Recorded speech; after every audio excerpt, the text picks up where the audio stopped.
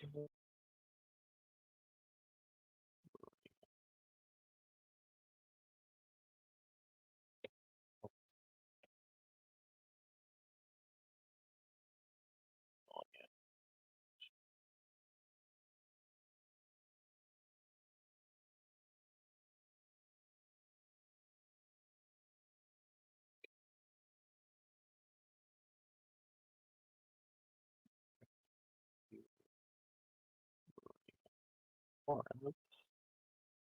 it is 1, 2, 3, 4, 5, 6, 7.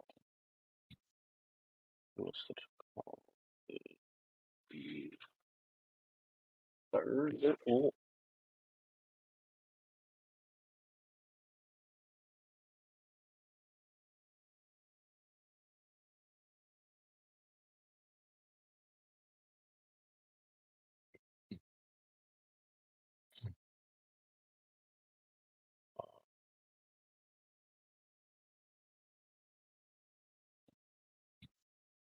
it was such a call. The third. Oh,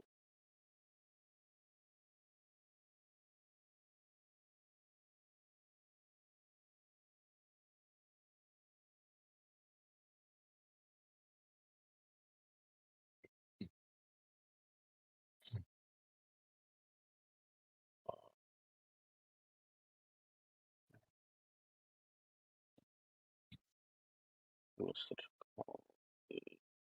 The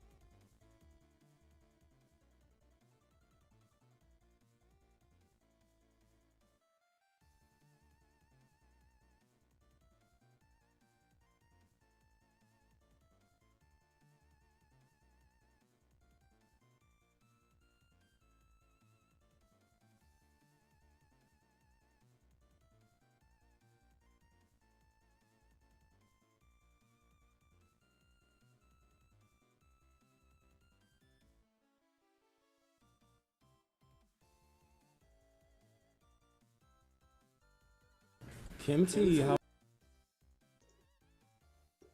Say that again. Kimchi, how was your tournament? Oh, it's been fun. That's It's been good. nice. I feel like we've had really nice people to do with, so it's been really good stuff. That's good. That's good. It's been going through. Uh, Can you mute on the Discord, please? Yeah, how's it been going for you? it's been going well, you know. Nice, nice. You already got- Muted again. I think you finished your last word. All right, is the affirmative ready? Yeah, we're ready. Can we have your emails, please?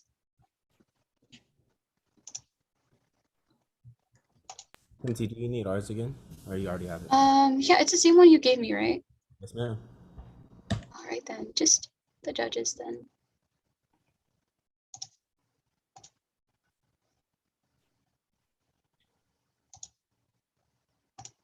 All right, I got Jonathan's and I got Gabriela's. So let's do it.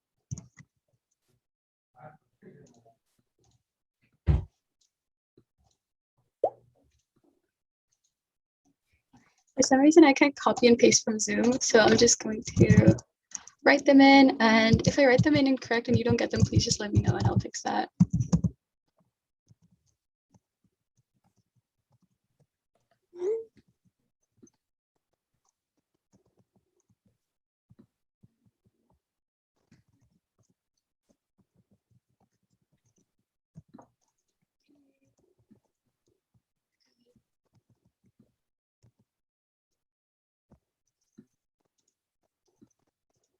Oh, we've had Chris from the beginning to the end. Very cool. All right. Just have my partner. All right, it should have been sent. Let me know if everyone gets it, and yeah.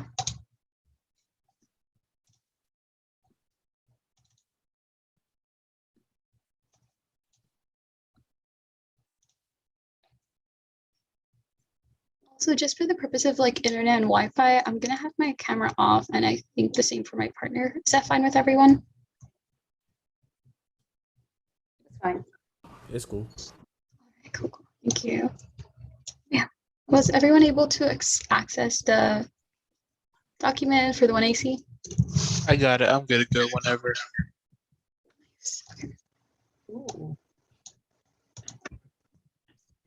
This is gonna be a great round. All right, whenever you're ready. Thank you. All right, I'll get started right now.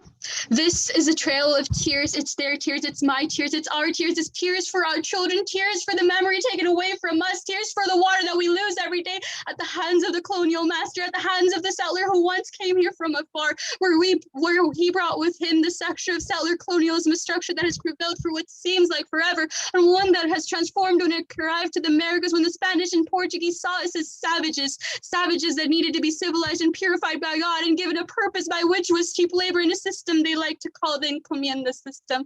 The English saw this too and decided this was something they wanted to do, but in a way that was much more sinister. They told us they wanted peace and promises to do no harm, but all they did was the opposite. In the end, all we had was broken promises and remnants of broken treaties, which led us to the Trail of Tears, where we were forced into a reservation. And since then, the reservation has expanded to more than this land. It now affects our children who are within the confines of it, bringing fear, frustration, and exhaustion. As everywhere they go, they are at risk of being danger of going missing, of experiencing violence at the hands of the settler nation state, who decided we were the afterthought, that they were never addressed, who decided to continue their fantasy eradication, who decided that we had no rights, who decided that we didn't deserve land or space, who decided that water is a resource, who stripped our meaning of water and made it subjective. Stevenson 18. Next. Welcome to the Trail of Tears, where we live in inequity as we struggle to keep our water safe, as we struggle to keep ourselves safe by standing against those that desire to inflict violence to us, to see us extinct, to take away the land, to build pipelines in our waters, in waters we hold our ceremonies, in waters that grew up with us, in waters where children long to play, in waters that will soon cease to exist. Stevenson 18. After months of protests, members of the Rock Standing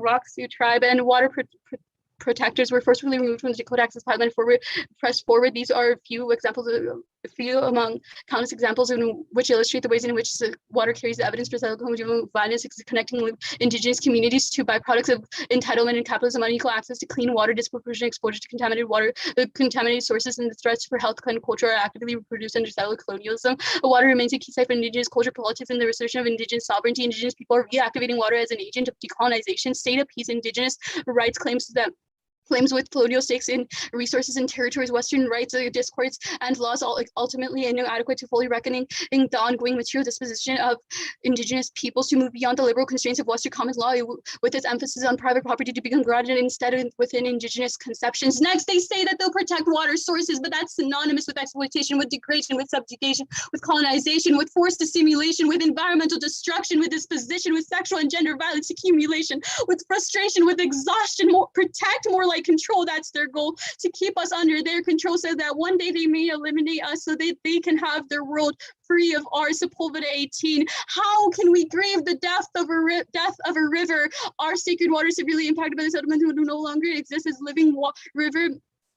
Colonialism outcoming of multi-generational and multi-faceted processes, disposition, and attempted acculturation, a connection of land, culture, and community colonization, reconfiguring native lands to relations to land/water, impacts of cultural genocide, land disposition, environmental destruction, devastating impacts to the environment. Native people continue to be subject to the logics of white supremacy, capitalism, United States liberal domestication policies, and attempts to force them in their land/waters into submission to assist the expansion, growth, and persistence of the empire. Both sexual and gender violence and environmental degradation are forms of colonialism within the Western episteme logics of domestication and subjugation. Changes enforced by colonizers for both people and land/water was and continues to be non-consensual. Thus, we call for something more, something the colonial master wouldn't like to hear. We call for radical rationality. We call for decolonization, a movement that is so much more than what the colonizers can ever expect. But we have to start here and now before their views of the world corrupt us forever. We have to start by not only standing for decolonization, but also by disrupting our view of water as a resource and taking upon us the indigenous feminist frame of radical rationality. That's the only way to allow us to dream of waters clear and free, to dream of our sovereignty, to dream together with our family, to dream of decoloniality, to dream of running free, to tear apart settler colonialism, and to end the trail of tears. Hazy and Boldy 18 capture the emerging framework of decolonization, critical for the advocates of decolonization to be an open space within a work to reflect upon and shape the complex and contradictory cacophonies of the struggles, active remaking our accountability to water relationship to water, and reclaiming our rational theories of water culture remind us that we are water-based and we have water memory, and to understand our place in the world, how water views the world, or even how water views us. Worldview is water view, a view from the river, not a view of the river. Theoretical standpoint is one of the greatest four grounds of water view. Reclaiming knowledge is not just for the people, but also for the water, and not just looking at our relationship to water, but our accountability to water view. Decolonization is domestic struggle that is worked and consistent between the cacophony of living beings, structures, forces, and dreams. In other words, decolonization is thoroughly historical and material struggle. This accountability to water view envisions and enacts an ethos of living well. This defies capitalistic and colonial struggles, systems, logics of competition, commodification, domination. Living well requires interdependence and respect among all living things. We conceive a radical rationality as a term that brings together multiple strands of materiality, kinship, corporality, effect, lands, body connection, and the multidimensional connectivity coming primarily from indigenous feminists. Within this framework of rationality, water is not seen as a resource to be weaponized for the interests of capital by corporations that harness, obstruct, pollute, and discipline water through infrastructure projects to boost capitalist economies of settler nation states. No, within indigenous feminist framework, water is a relative to whom we engage in social relations premised on interdependence and respect. Next, Dylan 20. Racism and patriarchy working in the tandem of the colonialism to reproduce unequal social relations. Indigenous feminist framework challenges everyday reproductions of interconnected colonialism, racism, and heteropatriarchy. Indigenous feminism's refuse of patriarchal notions of tradition and counteract pervasive attempts to dominate indigenous bodies, places, and sovereignties. Prior to colonial onslaughts, the tribals were matrilineal women often had influence over collective political and economic decision-making, not just domestic affairs. That pressures have been placed on native nations to adopt patriarchal and bureaucratic forms of governance as means to disrupt indigenous societies. Gender, racial, and sexualized norms were tools of colonization. Native feminist theories reflect on broader intellectual fields that center on, but not limited to, Indigenous feminists and or women identified people. Indigenous feminist theories seek to root out systems of colonization, heteropatriarchy, and racism that serve settler nations and societies with prominent implications of Indigenous, Black, and other women of color, youth, and queer/two-spirited persons. Indigenous feminisms provide critical tools to understand reproductions of and resistance to unequal social relations, and I'm open for process.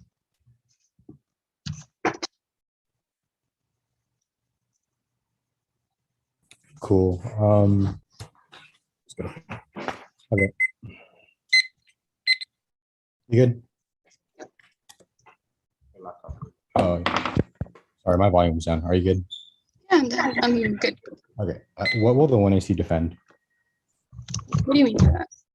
Like, what will you defend that the 1AC advocates for, or what is the method? Like, what will you? Radical rationality. That's the thing we're going. Okay, what does that do?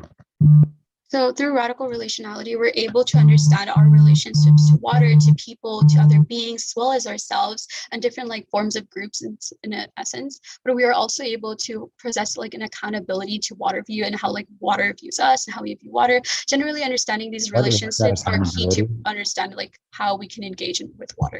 Yeah. What is that accountability? How does that work? Yeah, sure. Cindy, do you want to explain that?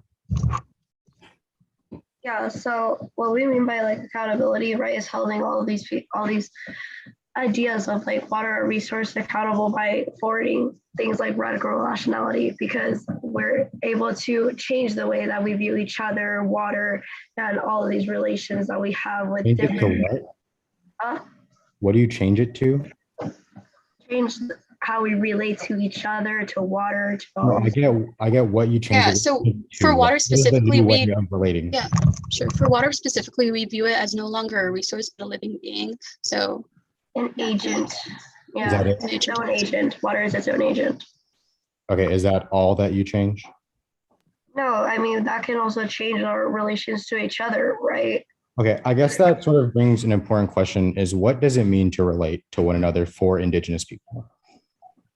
Right. So there's various different ways that Indigenous people relate to each other. Specifically, the Dillon evidence specifically claims how tribes used to be matrilineal and how women were in charge of like family and social relations and like relations with. I guess like my question is more like how do Native people relate to each other and to settlers now? Like what is that relationship? Between the land and the settlers? No, like between Indigenous people. Like what are current Indigenous relations? Like my question is like what, like you say that, you know, it's radical relationality. I'm curious, what does it mean to relate? Right. So it means really specifically Indigenous people have viewed it as like kinship, just somewhat like family in a sort of way. And that's how they coexist with all these different beings that they're around. So that can include like the environment and the water, which is how radical rationality challenges normative understanding of set goal, because it challenges water as resource, because it views water as something that we coexist alongside and not something that we use as property. One last question. Do you affirm the resolution? Yeah, we're tied to the resolution. What that affirm it, entails. Like, do you say yes to the resolution? What do you mean, yes to the resolution? You affirm the resolution? Yeah, but what does that entail? Okay, I guess we'll take prep for this because it's important. Start prep. Like the resolution this year, right? You're aware of that. Do you say, yes, that is a good idea? We take a different stance to the resolution. So we're like critiquing the resolution. So no. Okay, 7:48.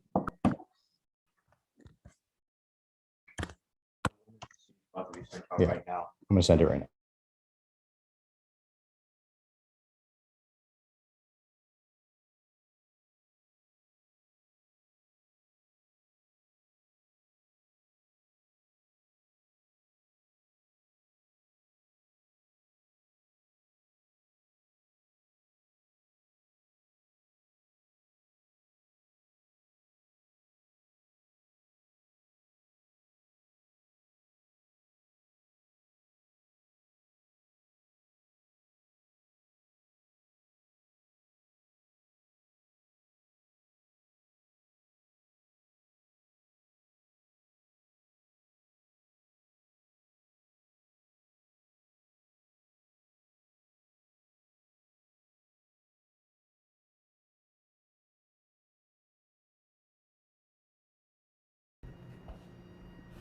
All right, let me know when you guys all get it. It's five. It's 5 off in case.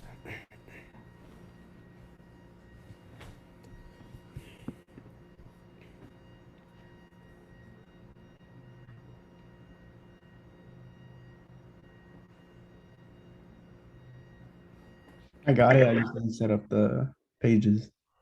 All right. Got it yet. So just let me know when y'all ready, and I'll get started.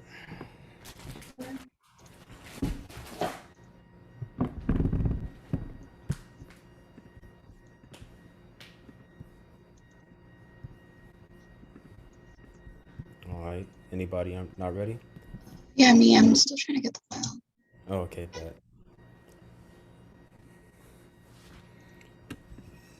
Got it. Just need to open it up.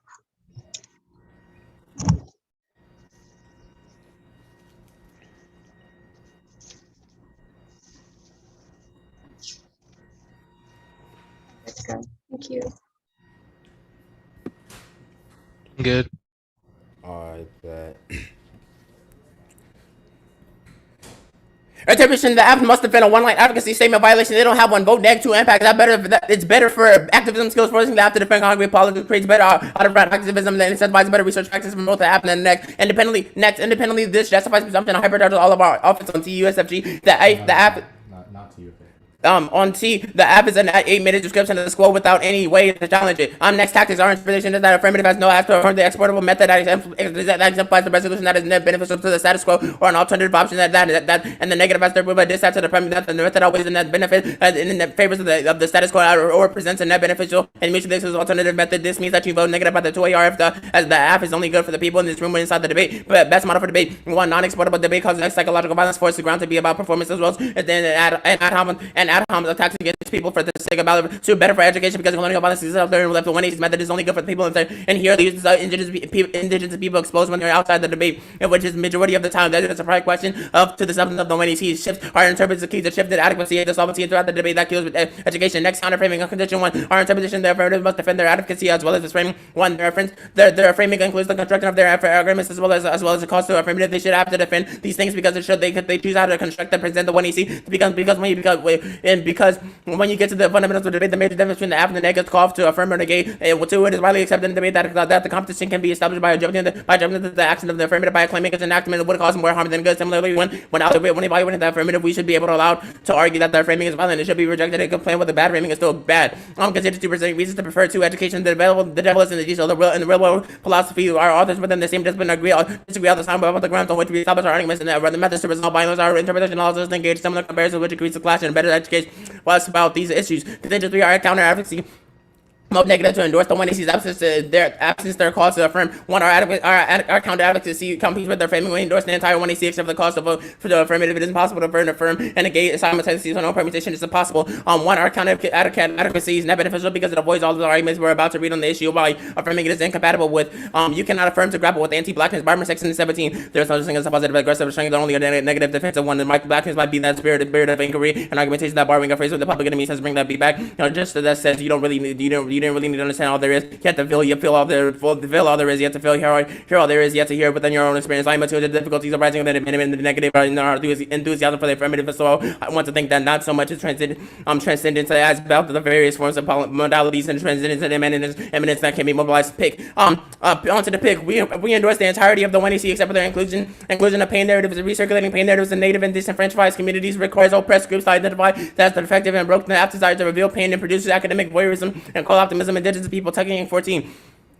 Damage sensitive researchers operate benevolently within a theory in which harm must be recorded to convince an outside educator that reparation or deserve. This theory of change as both was the colonial and philosophy relies upon Western notions of power and it requires disenfranchised communities to position themselves effective and powerless to make change in communities all up with the narrative that tells them they are broken out with fascination with narratives of pain is voyeurism. Imagine itself to be the voice of the colonized. No need to hear your voice when I can talk to you about you better than you can speak about it yourself. You don't need to hear your voice, only tell me about your pain. I want to know your story and then I will tell you back in a new way. Do not speak in a voice of resistance, only speak from that space and merger. Next K. Onto the K. So effects, so the studies refuse to critique the sovereign property and self-determining subject of liberalism whose abilities to affect others while remaining an unaffected physical condition of modernity violence, including genocide and settlement without attending the effects of lands. Genocide and settlement of their effective theories are irrelevant and contrary to the project of decolonization. Roman text 16. Decolonization requires an ethical incommensurability with which evokes the complex process of effective labor formation of continental coalition that may feel very unfriendly contingency and incommensurability marks the tricky effective terrain the deficit and the question of indigenously labeled and this is while the effective turns as inspired theorists to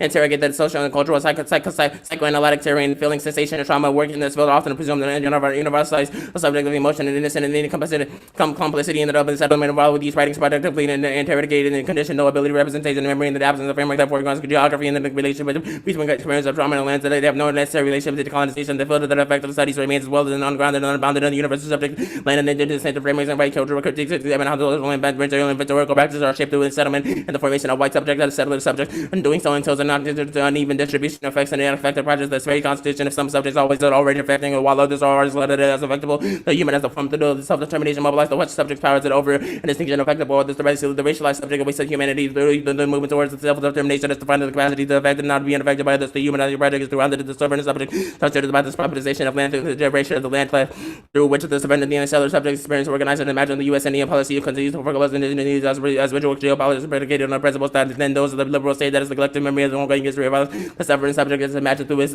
or her ability to move for the effect to displace or remove the First Nations people next. Paternalism may present itself as it's caring, but it only stabilizes the boundary between colonized and colonizer, and ensuring indigeneity is always rendered less than human, even if the one form seems pro-indigenous. Their policy is one where they prescribe a solution to native people that fall. They just don't get in line. They're seen as bad natives. Draw that L18 interventions that they are justified the caring father has no other choice, but discipline is often going to make them grow up proper at the core of the no power. That's their way. We aim to what's the aim to forcefully guiding the indigenous peoples physically and culturally to alter their bodies to practice the belief that indigenous life was targeted as a material by colonial rule. Next, the alternative is what's said to sit for the brokenness that colonialism secures to native bodies because death and indigeneity co-constitutes one another and native people don't have the energy to constantly see completely sitting with the brokenness. We mean to accept the sadness and misery that is native life. Only after severing our strife to wholeness can we open up about transformative modes of being. Bell Course 17. Love always has another love always means non-serenity. Love requires that we violate our own attachment that we accept our turbulence that is conditioned by rationality. Love is a process of becoming a non-body that is the space of death that carves into everyday life. It seems difficult to speak on tolerance and indigeneity without conjuring sadness, death, and massive genocidal violence talks indigeneity as if a death and indigeneity were constituted. The negate close to sadness and misery enables the rework into the cause of bad effect, enabling us to free them from politicized cages that badly may actually be the ground of transforming to be embodied the saddle and indigeneity, presence relation, not serenity, and non-set solely communalist work that is an ethics of indigenous resistance needs to be tuned into the depression and crying cocoons of the world that falls for the face and it is that loneliness is an endemic to the effect of the life of colonialism that also is effective comments of the sorts that demonstrated there is something about that isn't quite right. Vote neg on perception. Hey, none of their offenses tried to the ballot. They've already read the one AC list. There's no reason for voting for them if they don't cause any round out of round change. A theory without pragmatic strategy continues to reach the status quo. Brian 12. Conservation management carbon trading make real difference. The worst word of the abstraction and the words of the meditation in which the things are embedded in academic life to good critiques. They have very poor posing into the realistic alternative, ignoring how the networks have to be remade up. It seems to be phase 1 ultra radical critique, phase 2, phase 3 complete social transformation. We seem stuck at phase 1 of critiques are right. Phase 3 is where everything begins to fall apart. We expect that only academics can understand the revolutionary is the greatest violent capitalist because they didn't make the concrete proposal. We do critique and intoxicated cycle. Cynics and jump into the ways of which these are doomed to fail. 6 million people are dependent on the waste, food, the disposal, shelters, of medicine. So we are intellectually bankrupt. Why should anyone bother to listen if you aren't proposing a real plan? Next, politics development argument alienates all and is cooked 94. The ways in which the narratives are formed can be difficult for registered draft. The authors of conventional scholarship achieve the voice of authority on the reliance strength of the personal character. A scholar may lose trust of their audience by floating too many of the convention by offering eloquent and critiques of this flawed discourse in a new language that can be so many can leave a very fully unsatisfied stories and the poems do not lend themselves to easyism or resistance. This creates several additional risks. One is the video will only reach partial understanding of what will be effective in the task of seeking a reasonable solution to acknowledge problems without answer that most traditional pieces for them to read it. Prone to ignore the opportunities to come to their own parts of recourse. You shouldn't trust vague promises of another world without concrete details how to get there. Scott 19. Where does this? Oh. I only got to the tag of that last card, so read that alright guys on the analytic. I'm over for cross X.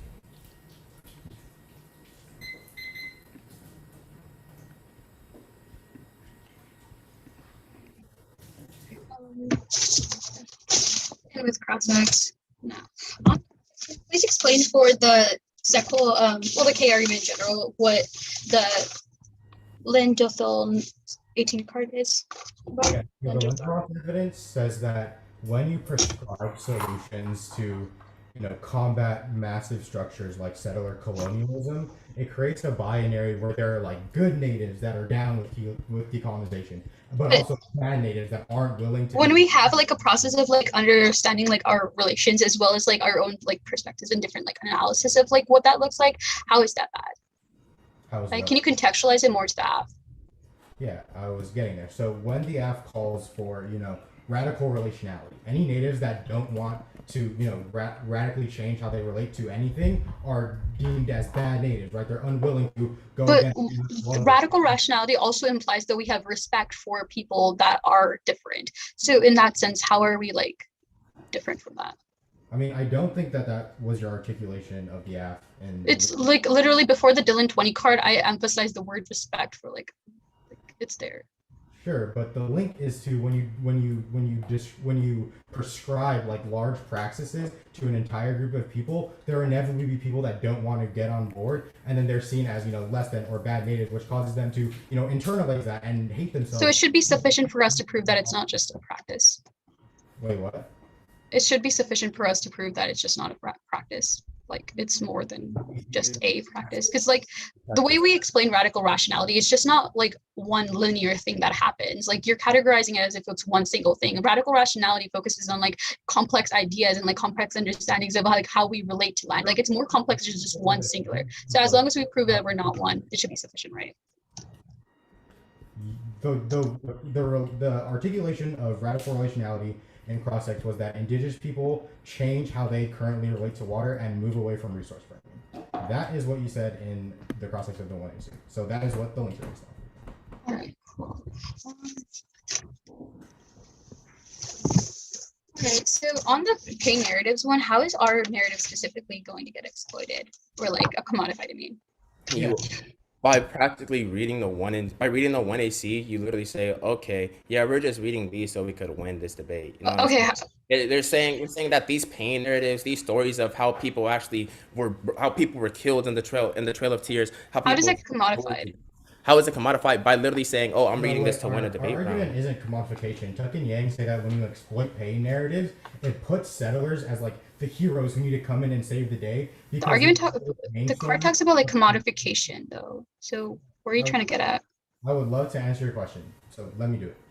Tuck and Yang say that when we exploit pain narratives, it puts indigenous people in a sort of victimized position where they need to be saved or need to be studied to be saved. Okay, thanks. That's time.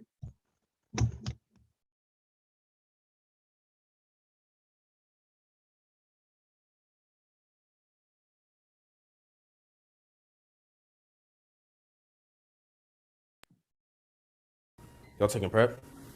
Yeah, we're taking prep 8 minutes starting now.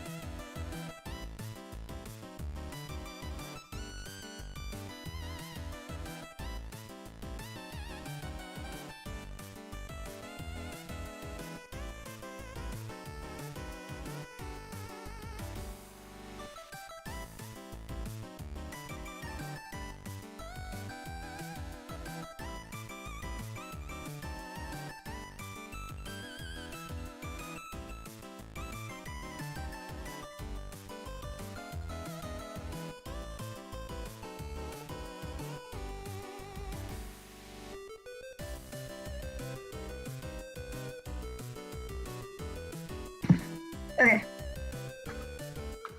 That's time.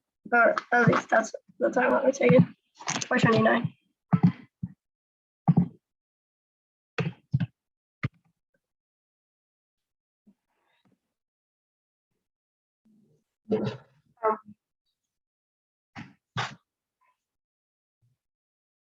Okay. It's gonna be case, then T kind of meshed with tactics. Yeah, it's gonna be the T meshed with the tactics stuff. Then it's the counter advocacy stuff, the pick, and then circle.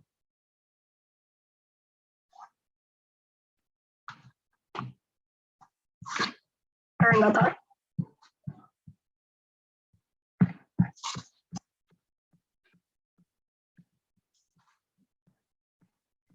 Is there a doc? No, there's no cards.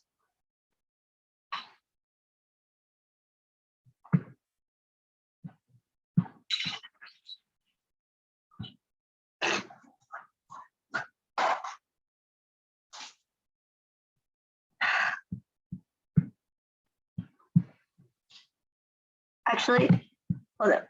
I think I might have misspoken. There is like one card.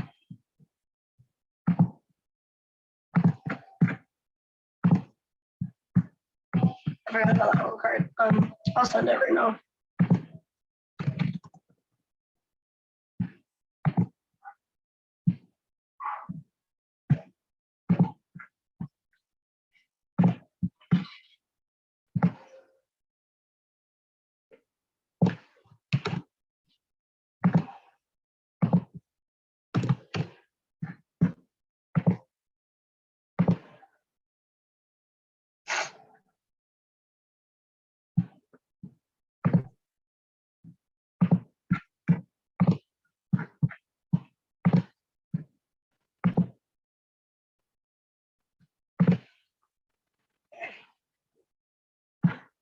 The card should have sent already, but just let me know if you don't look at it.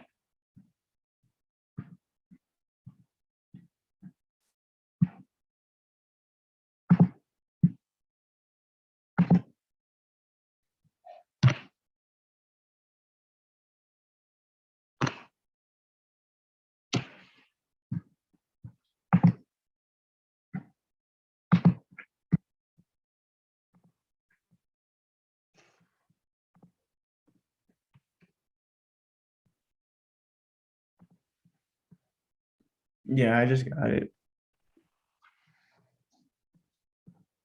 Okay. We're good. Okay.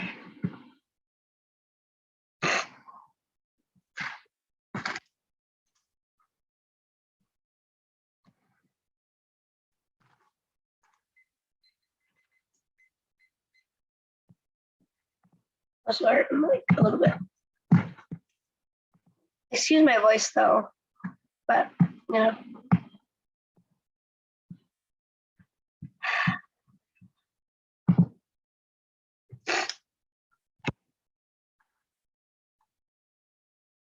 Our tears keep running, continuing the trail of tears. They say that the past catches up to you, but the past has never left us. It is only merely transformed from the moment that he, the settler, arrived to now. From the Incomita system to the reservation and beyond, always framed as a savage that has to be civilized and purified by God, we ask, how do we grieve the death of a river when these rivers will cease to exist, just like us? The settler continues his policy of eradication by eliminating indigenous people's use of water and making it subjective, which allows indigenous people to not have access to clean water and allows them to inflict violence not only indigenous people but also water by constructing pipelines in them. Settler colonialism not only affects us as a structure through environmental degradation, dispossession, and continuous subjugation, but also in our everyday lives, because I can't walk at night without fear that I might not return home, because indigenous women and children go missing every day, because I have to switch between colonizing languages just to be able to get things like bread, because constant struggle is exhausting and frustrating because nothing changes, This is why we all have to start here and now by affirming radical relationality, where we can change the way that we relate to each other, where we can see water as its own agent and apply that to colonization, but also through the poetry itself, because it intervenes in the ways that we think about settler colonialism, while also connecting with those that interact with it through interreflexivity and interdependency. Because the poetry is so much more than just its content and goes beyond intervention, because it connects with you at a spiritual level and emotional level and allows us to dream. Dream of decoloniality, dream of having my culture back, dream of talking my ancestral language, dream of being free, dream of having sovereignty, and tear apart settler colonialism, not in a case proper. Based on presumption, but no presumption, we provide a clear analysis of how we post our radical rationality, the Xie body evidence, which is that you can't grant the presumption, and when they say that we are practically already solved because we don't need a ballot, but balance is key to shape community debate practices and to be politically innate. The knowledge is most active facility practices, procedures, the community, and other words, compared to nature debate guarantees the teams and approaches women response to decisions among the judicial polls and military competition run their capture within religious ballot and next policies of debate communities, these are private space of competition critical arena for which the time the community change they hold the teams accountable for methodological choices and debate participation, forcing other teachers to consider whether or not the traditional normative ways of engaging in competition result in activity environment hostile to debate bodies large light difference. We also say that we're not pragmatic, but we claim that we are, because we forward this concrete strategy of radical relationality to be able to change the way that we think about settler colonialism, change how we relate to each other. And even if they claim that that's not pragmatic because it's not politics, we'll claim that why did they get to decide what becomes pragmatic or not? And they also say that poetics will fail because it alienates sources, but we claim that no, because our poetics specifically rely on interreflexivity and interdependency with solves, and even if they claim that not everyone can understand our poetics, we'll claim that to some extent, at least everyone will can at least understand portions of it, which can still establish spiritual and emotional collections, granting us solvency. They didn't answer any of our impacts, which means that if we win solvency, we garner all of our impacts and onto the T stuff. We do defend an advocacy that's radical relationality, which is the Yoneda body evidence. We can agree that activism is good specifically for the first T, but we can control the direction of that activism under their model. Activism will only be done by the sellers that will continue to inflict violence on indigenous people. That's why our model of debate is best, and counter-interpretation, which will apply to both tactics and the T. Everybody should report decolonial strategies started into decolonial epistemology. You heard the word AZ is words on our board. You guys use your reverb because one debate is bad to recover the region with centuries long and general side structures and reforms how we think it is to challenge either we get some assumptions in the debate space and better allows us to analyze what prediction of what it is and how it affects not Steve's visible, but yes, bulging Dylan evidently affirmed that on our resources education, which is the settler knowledge production and exemplary versus water ourselves and each other our poetry, and their model is implicated in the maintenance of settler governance and settler state driven by the logical elimination. The primal drive to eventually materialize and naval lands as plays in a genocide about their version of the debate to settler institution. And this applies to both the T and taxes staff and the taxes offices we're opposing the challenge to the status quo conditions, but again the resolution is not a view resolution as a floor, not the ceiling, that our ballot turn can prove spillover, which can garner out round solvency, which has to tactics. So then we can also say that this is contradictory to the settler colonialism, okay, because it wants us to interact with the state, but they also advocate for like brokenness. And onto the counter advocacy, affirm, don't negate, because they can't solve for anything that they said on the counter advocacy with just negation, and that would leave all debates to just be negation and never affirmation, which inevitably skews debate and kills debate because no one would ever want to participate in debate anymore if they saw that it was just all negation and no chance for affirmation, which means that you should affirm and just don't regard this off. And onto the what it says of the intimate. Oops, sorry. After the intimate, our affirmative is deeply personal to our lived experience, political situatedness, and critical investigation to our own message pictures attempt to both render us all knowable and in an absolute sense of disembodied intimacy. That are often these arguments are reduced to subject and turns at their pick. Intellectual laziness, reading a pick is tantamount to clearly retreat on what I see. The pick doesn't disprove desirability of the act. The fourth is critical thinking. The whole writing a whole case that includes the same evidence of the pick would also develop an offense against other possible case for all the chance and castles which are allowing picks to be picks and debate incentivizes debaters to read what I see is looking for absolute perfection, trying to be politically correct or methodology correct, and doesn't do the difficult work of rearranging our desires, which means that their model of debate will never allow us to stand in political or social change or methodological change. council culture supports presidential composition rejected on face. And that makes it impossible to EAP, but no affirmative can predict every single possible pick or straight turn and every net benefits. This tax attack against under resource invaders and schools are exacerbating inequalities of debate and theories of better for revolution, pedagogy, and ethics. Reject the argument and the team, and we don't need to be saved by the settler. That's literally why we made this whole app, because this whole app talks about why we don't need the settler to create change through our poetics, and why radical relationality can solve better than anything that the settler could ever pose. And now you can move on to the critique. We would say the interpretation that you should weigh the affirmative against the critique. They're both set calls, so we're just going to try and get nitty gritty here. But you should still weigh the aff against the critique because it's best for interpretation of fairness and it's best for the debate, and you can weigh our impacts against theirs. And radical relationality is in radical sense of its origin as a relationality for which life and all history derives meaning and shape. Like water is also this a dramatic and revolutionary change for current epoch powers and a radical shift towards decolonization, which means that it's a better movement than whatever the alternative is, because the alternative means to just like sit in brokenness, but we've sat in that brokenness for so long without change, and that hasn't changed any of the status quo conditions for Indigenous people, which means that our aff is better to attack and challenge normative notions of silent colonialism than the negative position. And also the links will say that no, we don't link to any of that. We don't deem anyone else as not a good Indigenous person just because they don't stand by us. We rely on respect for radical relationality, which means that we don't link to that to the critique. And all fails by just by sitting and accepting destiny seller created for you, and for them to just say their goals is for the gains that all changes the critique itself is allow sellers to have the upper hand and inflict violence and genocided to us, and perm do the assaults best in a way and interact with seller with colonial structures and native bodies because it doesn't accept, it doesn't settle for another method to seeking seller futurity, just goes beyond a dream of what a colonizer doesn't want us to dream free of water, sovereignty, and safety. That also links to the dreams that we made because it doesn't allow us to dream in the same way that why it requires us to accept more like submit to the settlers' world, limiting us to only the dreams that doesn't have put forward. And that's it.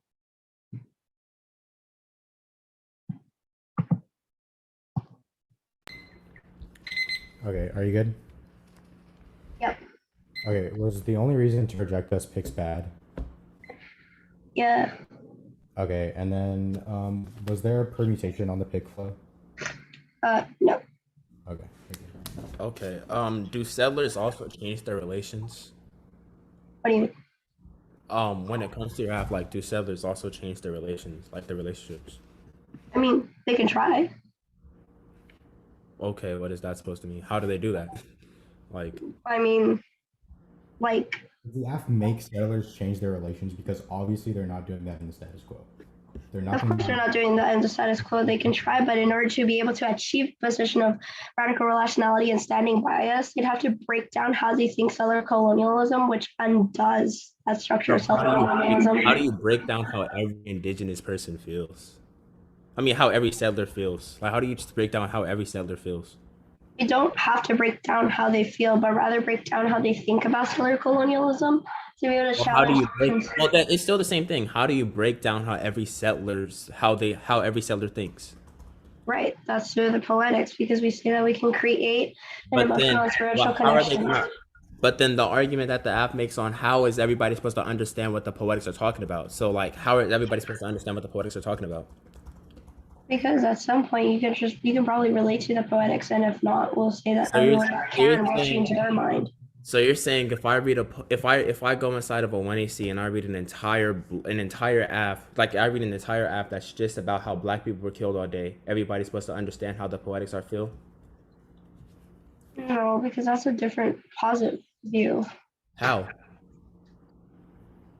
Because again, that's specific to how you feel. We're not trying to change how we feel, but rather challenge the notions that made the structure of creating the status of how we feel. All right. Next question. I'm gonna go into this one point that you said, and I quote: "We don't need a ballot." Why don't you need a ballot? I never said that we don't need a ballot. That's why I read the whole briefing. You literally said word for word, "We don't need a ballot." Do you really like? Why don't you need a ballot?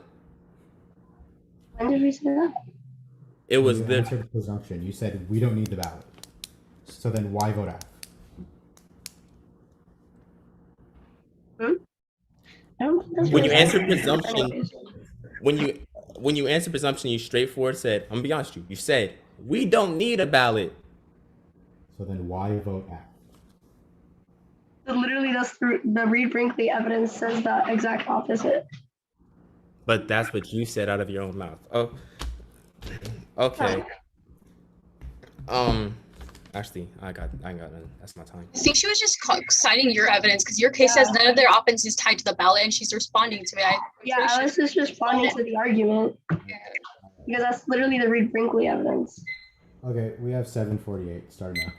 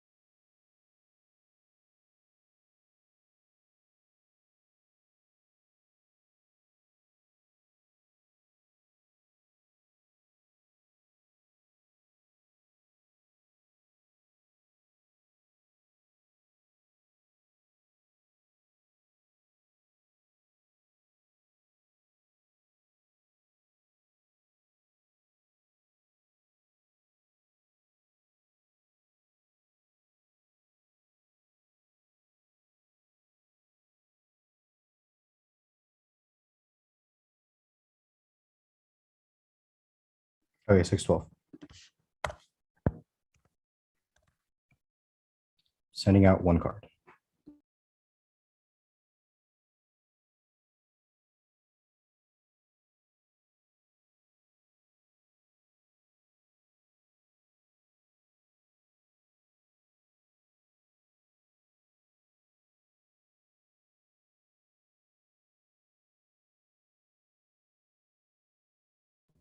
Cool. The order is going to be tactics, framework, the pick, and then the K.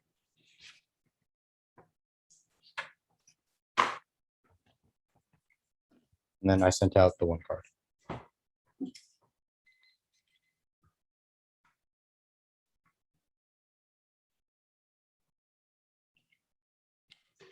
Just really quick, tactics, pick and K, Everybody's good. right? No, really quick. So it's tactics, pick and K, right?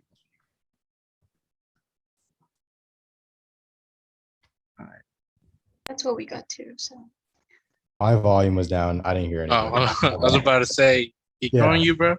I know. I was just like, Both of our volumes are up. It's like a crazy echo, and we always forget to turn them back up. So, my bad. Is everybody good? I was just asking to make sure. So the order is tactics, pick, and K, right? Yeah. Okay. If you are not ready, verbally stop me in about 5 seconds. What was the order? It was tactics and then the pick. Tactics, the pick, and then the critique. Got it. Okay.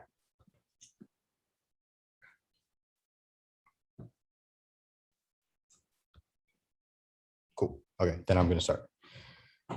Tactics, we're not going for it probably, but you should hold the 1AC to the, you should hold the affirmative to the original 1AC articulation because it's a chaos, they're not topical, and any re-articulations that allows them to skirt out of all of our offense, it's already hard enough to debate on topical apps. You should hold them to their explanation of what the app does in the 1AC, which is changing our relationship to water. Now, all the offense about it being like resolutional is not what tactics is about. It's about an exportable method. None of that applies. At worst, reject the argument. Now the team, go to the pick. We've indicted the 1AC at the level of research practices. Tuck and Yang say that when we begin research at the level of damage narratives, it gives into Western notions of power and forces indigenous people to always be the victim. Their politic requires an outside adjudicator to decide if the damage narrative of the Native people are enough for some kind of reparation. This creates a psychological violence that forces Native people into damage narratives, which creates a white savior model where Native people can only be saved by whiteness because of how research practices orient themselves towards indigenous people. That turns the case. This is especially true in the context of this creates an academic voyeurism where we get off to pain narratives and necessitate them to be at the center of our academic endeavors. There's no chance for them at the link level when the 1AC opens up about a story with the Trail of Tears and talks about how crying has affected them and all the violence that the people in the Trail of Tears face. That is the link. Furthermore, You should affirm the 1AC absent the pain narratives, which is what I just did above. Yeah. That's the text. They say pick's bad. I'll do that here. Picks are good. One is that it's real world scholarship. Academics and activists have slant disagreements with one another all the time. Picks are pedagogically valuable because they force in-depth theorizing on critical scholarship, with prepare students for college, and to be engaged activism. Two is argument innovation. Creative ways to be negative stimulate debate and provide a forum of argument refinement and critical idea testing, which is key to interesting generative debates. And intentional 1AC writing and infinite prep solves all of that offense. Three is that it's key to survival strategies. This debate is obviously about survival strategies for Native people, and you should be willing to vote for what is the best survival strategy for Native people in the face of settler colonialism, because that is the ultimate goal of the debate. They said the F is deeply personal to them. That's not really offense because we've indicted the sort of poetry and the forward and the centering of damage narratives. They say intellectual laziness, but it's not intellectual laziness because we have evidence that backs up why centering pain narratives is bad. They say it makes the 1AC be perfect, but this, while this might be true for other critiques, it's not for ours because like 4 minutes of the 1AC is poetry, and that's what we're indicting. They say they can't predict every type of. They say they can't predict every type of pick, but we'll impact turn this and say that you should be able to defend the entirety of the 1AC because that's the only way to not create in-round impacts or to and because that creates the best strategies for indigenous people to survive. They say that we don't need to be saved by settlers. I did that analysis above. Yeah, the critique. This debate is about survival strategies for Native people. If we win an impact turn or that the alternative is a better survival strategy, you should vote negative. The framework debate. Our interpretation is that the AF is an artifact of research, which means that they have to defend the scholarship of the 1AC. That means if we win that, if we win a link that they produce violent scholarship, you should vote neg. That's best for formulating survival strategies for Native people. If the survival strategies we formulate are inherently violent, then they are bound to fail when they are actualized. You shouldn't want to endorse violent or bad survival strategies because Native people's lives actually depend on it. The Reed Brinkley evidence, it flows negative because it means that if we win a link that they entrench colonialism in some kind of way, you vote negative to curb those practices and force them to fix the 1AC so that they don't do that in the future. The link debate. We do the affect link. The 1AC's investment in affect is one that can never understand the sovereign because their policies of affect is overcoded by settler relationships to land and other settlers, which is built in a colonial way. Tuck and Yang are critiquing the affirmation of affect because colonial relationalities and affect are always touching others, and affecting others, but are never but are never touched by the other, which leads to colonial domination and resource consumption because settlers always are able to touch but never be touched. Their affect is one attached to universal subject that creates a binary between affecting individuals and being affected. Indigenous peoples are always affected but never affecting because of the stripping of land, culture, and humanity. Tuck and Yang say that the Western colonial subject is established through the ability to affect the other, i.e. the ability to colonize and genocide entire groups of people. The 1AC is imbricated in this project through the affective relationships in the poetry, and their entire advocacy as a whole as sort of new relationalities is what we're critiquing because remember when I see cross-links, they only change how indigenous people relate to water, but they never change how settlers relate to indigenous people or how indigenous people relate to settlers, which turns the affirmative because it means that settlers will always be able to affect indigenous people or to affect water, but never be affected by those things, which cements genocide as a structure because it doesn't remove settlers from their power position. The paternalism link. Contriving solutions to raw structures like settler colonialism creates a binary between indigenous people that is good for natives who are willing to go along with it, and bad natives who don't want to change their relationalities. Their politic is one that causes indigenous people to hate themselves because they are told that they are wrong, and that they're settler bootlickers who refuse to fight against colonization. That turns the aft because any relationality that forwards their practice of self-hate inevitably exacerbates the effects of colonization. At worst, they force native people to be complicit with the aft, which strips sovereignty in its own light because native people are unable to act and relate however they want to because the ONAC has prescribed them how to act. The alternative is to sit with brokenness that colonization has forced onto indigenous peoples instead of constantly expending energy to reach the impossibility of completeness. The alternative does not include changing our relations, but it problematizes your constant want for completeness that is antithetical to indigenous bodies. Belcourt's articulation of misery and sadness is something that is tied to native bodies and can't be undone. Instead of searching for completeness, Belcourt says that we should sit with the incompleteness that makes up indigenous bodies because otherwise we spend all of our energy attempting to become complete, which is a form of psychic violence that looms over native people. The alt raises a sequencing question because Belcourt says that it's only sitting with the brokenness that we are able to open doors to real transformation. That means the alt is a prereq to the aft. They have conceded, the permutation. One is that the project of being broke is incommensurable with ones that seek completeness. One in C. Belcourt illustrates why the AF is a project that constantly tries to make native people trying to make native people complete, which is antithetical to indigeneity itself. The alt is to sit with brokenness, which is opposite from the AF that seeks to be complete. Two is no plan, no permits. The only way to ensure negative ground against untopical AF, because with a moving advocacy, they can always win the perm. Three is the brokenness. This had the one AC attempts to find scratch that. Seven or three, I guess. All the dis has turned the permutation, all the dis has turned the permutation as well as the broad project of the affirmation, because things like safe spaces and wholeness are key concepts to the 1AC. Now they say we're the K against the F. I did that above. I answered that on the framework stuff. They say it's best for fair. I did that above. They say that the alt. They say that the alt is already happened, but the alt is unique because it changes how our energy is oriented. It changes how our energy is oriented towards projects that seek completeness, and it forecloses that which is unique. They say they say they don't deem anybody as bad natives, but inherently when you prescribe a solution to things, there are people who will agree with you and people who will not agree with you. That creates the binary I was doing above. They say that the alt fails because like settlers still have the upper hand. Literally, that is our argument. That's the affect link. It isn't that, settlers shouldn't be accountable or that we shouldn't hold settlers accountable. It's that we shouldn't put our energy into projects that seek completeness because brokenness is already sutured to indigeneity's flesh, and a sort of want for completeness is antithetical to being indigenous.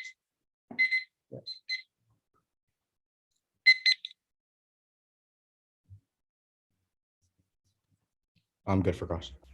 Okay, you're gonna continue to start because I just need a little bit of time for my voice. It's just not happening right now.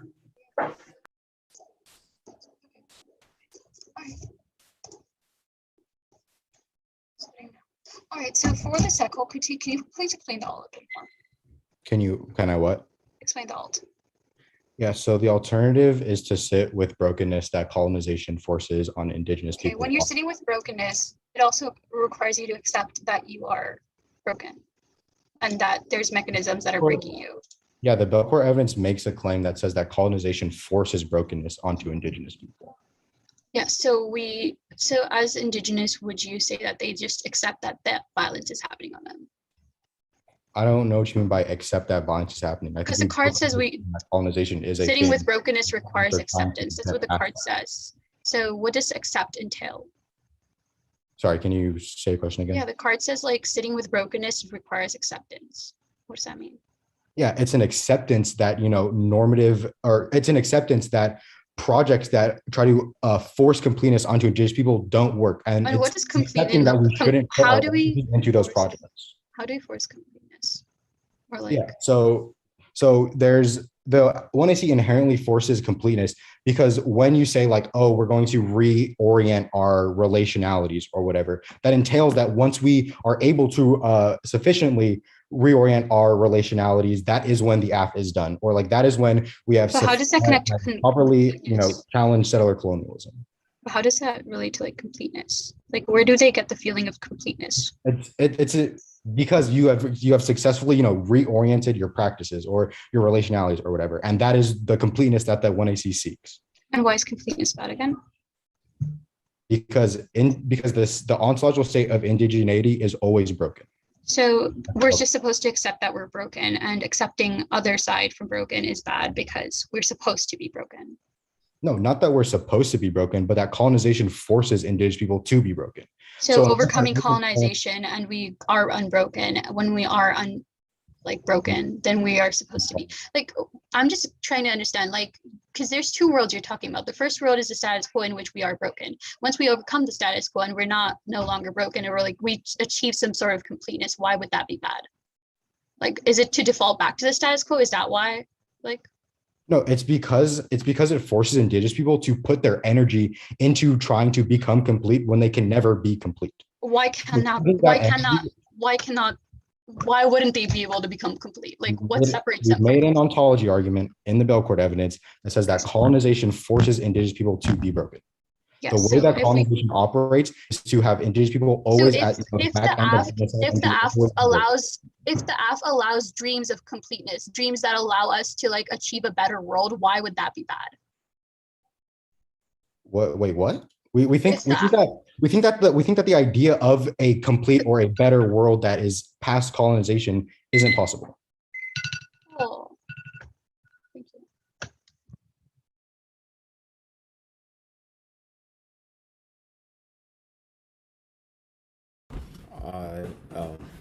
I'm ready, so you know. Oh, let me lift that up real quick. He's just Oh my God. He's oh my God. Okay. Sorry about that. He's making the stand taller because he's like 9'8" and I'm not. So just give him a second to do that.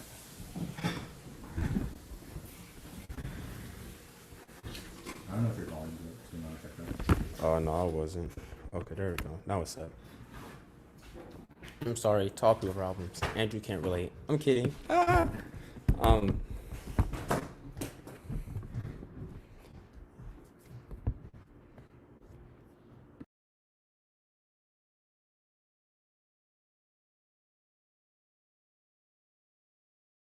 It's counterframing than case.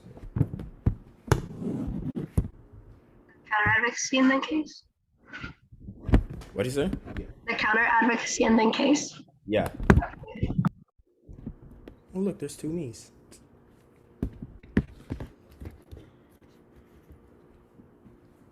Okay, anybody not ready?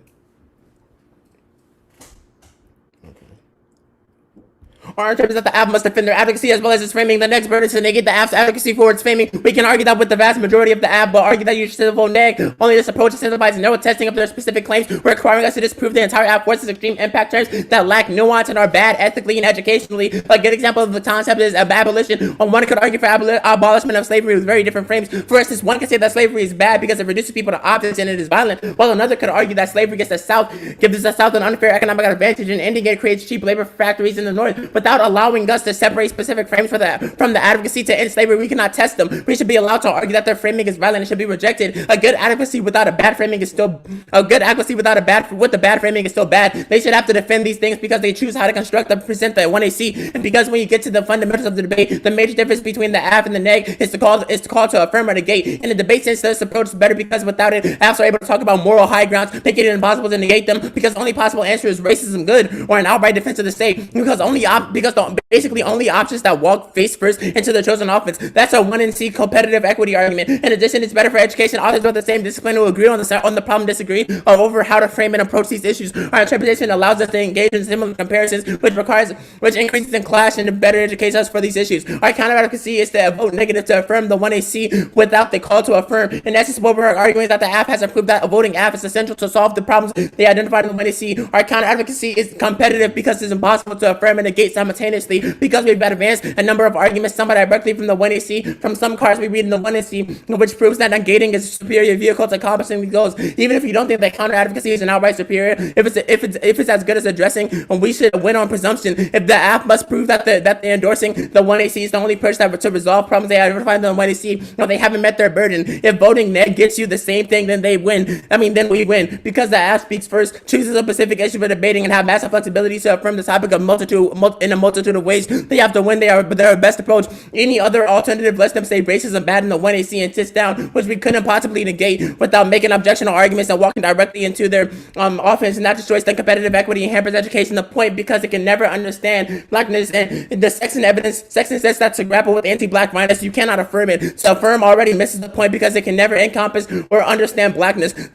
Thus, you need a defensive or negative strategy to grapple with anti-blackness, not an affirmative one. Any other solution in risk of commodifying blackness and perpetuating anti-blackness. The second reason is to not to affirm is because they're at risk of affirming the resolution, even if they are anti-resolutional. When you sign your ballot, you are inherently affirming. No one outside of this round will know what you affirm. They will only know what you chose to affirm. They will assume that you affirm the resolution. That turns the case because it risks affirming the resource framing of the resolution, which the way see inherently critiques. They say counterinterpret, but the counter advocacy meets this better because it refuses to affirm. Our ARC doesn't force the government to endorse the resolution. Our interpret is better for activism. On to case. Presumption. Voting app doesn't solve the app impacts. The reading of the 1AC solved the app's impacts. Voting app doesn't do anything. If I set up on the neg over the app and read an entire monologue about how acid was thrown into the water that makes black people fear swimming, and they say and then I say I affirm this, should I win? No, because I don't win just by saying the pain in the story. Yes, we have the inherency, but fuck do they do about it? My partner is indigenous. Should we win? No, just because he's here. No, there has to be a reason why there's material change, and there is no reason. So what are we supposed to do? Vote neg on presumption. What does the app do? Absolutely nothing. They say they don't need a ballot, so don't vote for them. Vote for the team who needs and wants a ballot. There's no reason why they don't need a ballot. They just say they don't. So this is just open ground for the neg. If the app doesn't need a ballot, then why vote for them? One, without any strategy to solve the status quo, will just reinstate itself. I can stand up here and present killing people are bad and stop it. I win like no people will still be killed. Their solvency is big, and without any strategy, we don't do anything. They don't get any offense on this argument, and maybe at best they get this idea of defaults. We're saying it's personal. Yes, it's personal, but that doesn't get them anywhere in the debate, and it doesn't mean we live. What this argument is saying is that going from the radical critique to complete social transformation skips the entire middle ground. If there's no way to solve, then they don't solve. I think that CGR is bad, and I want to overthrow the criminal justice system. But how literally there's no way to do that. They don't access any solvency of how they actually solve. Two poetics fell. It kicks out certain audiences who don't understand what they're saying.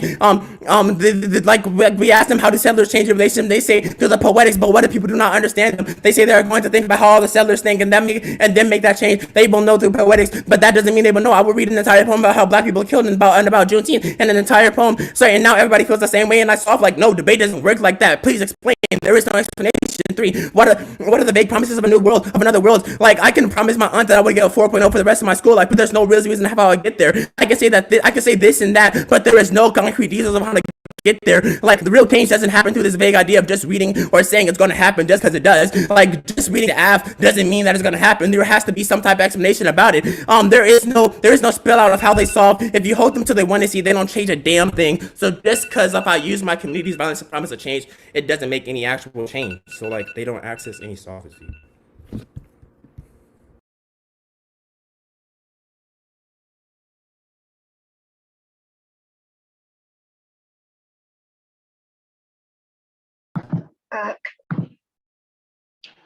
We have like what 4 minutes or something. 3 minutes 39. Let me just set that up and then we'll start prep.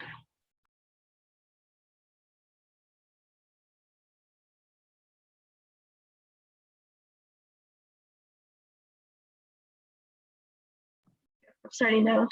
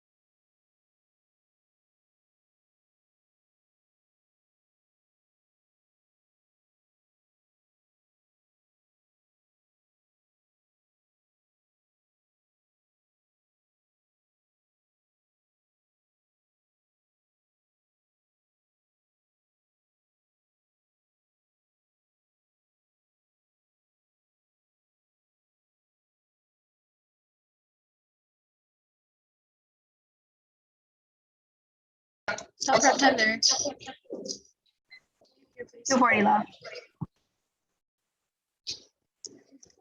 All right, I'll give the roadmap.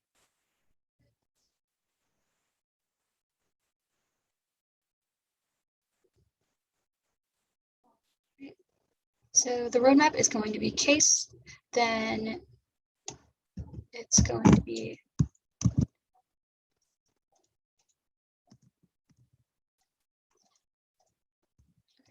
so the roadmap is going to be case, then we're going to be moving on to tactics really quickly, then the pick, then counter framing. Oh no, then wait. Case, tactics, counter framing, pick, second, and then the advocacy statement procedural. Can I get that again? Yeah, for sure. Case, tactics, counter framing, pick, second, advocacy statement procedural.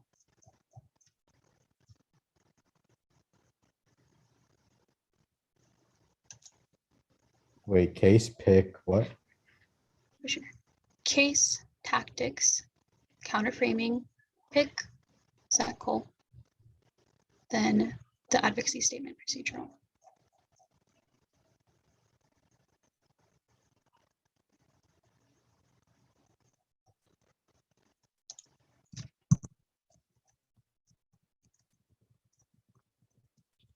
Is everyone all right?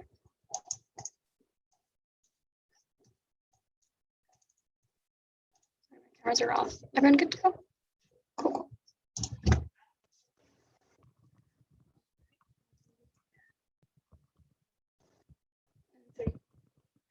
I'll begin now. Fears continue to run down our face. The fear of exhaustion and frustration invades continually, framed as a savage for being who we are. The settler reminds us that we have no space here, and like the river, we too should disappear to fulfill their dreams of indigenous extinction, of indigenous genocide. We stand here saying that we won't partake in a system of inequity that seeks us our elimination. We won't allow their dreams to be fulfilled. Rather, we seek to be separate, to spread our own dreams of decolonization and sovereignty by advocating for radical rationality in our poetry. Radical rationality will help us rethink the way in which we interact with settler colonialism and how we are able to relate to water and each other and hold each other accountable for water. Water becomes its own agent. It's possible for our poetry to establish emotional and spiritual connections, which is necessary to slow down and rethink and dream with you. Extending the solvency arguments on the permutation.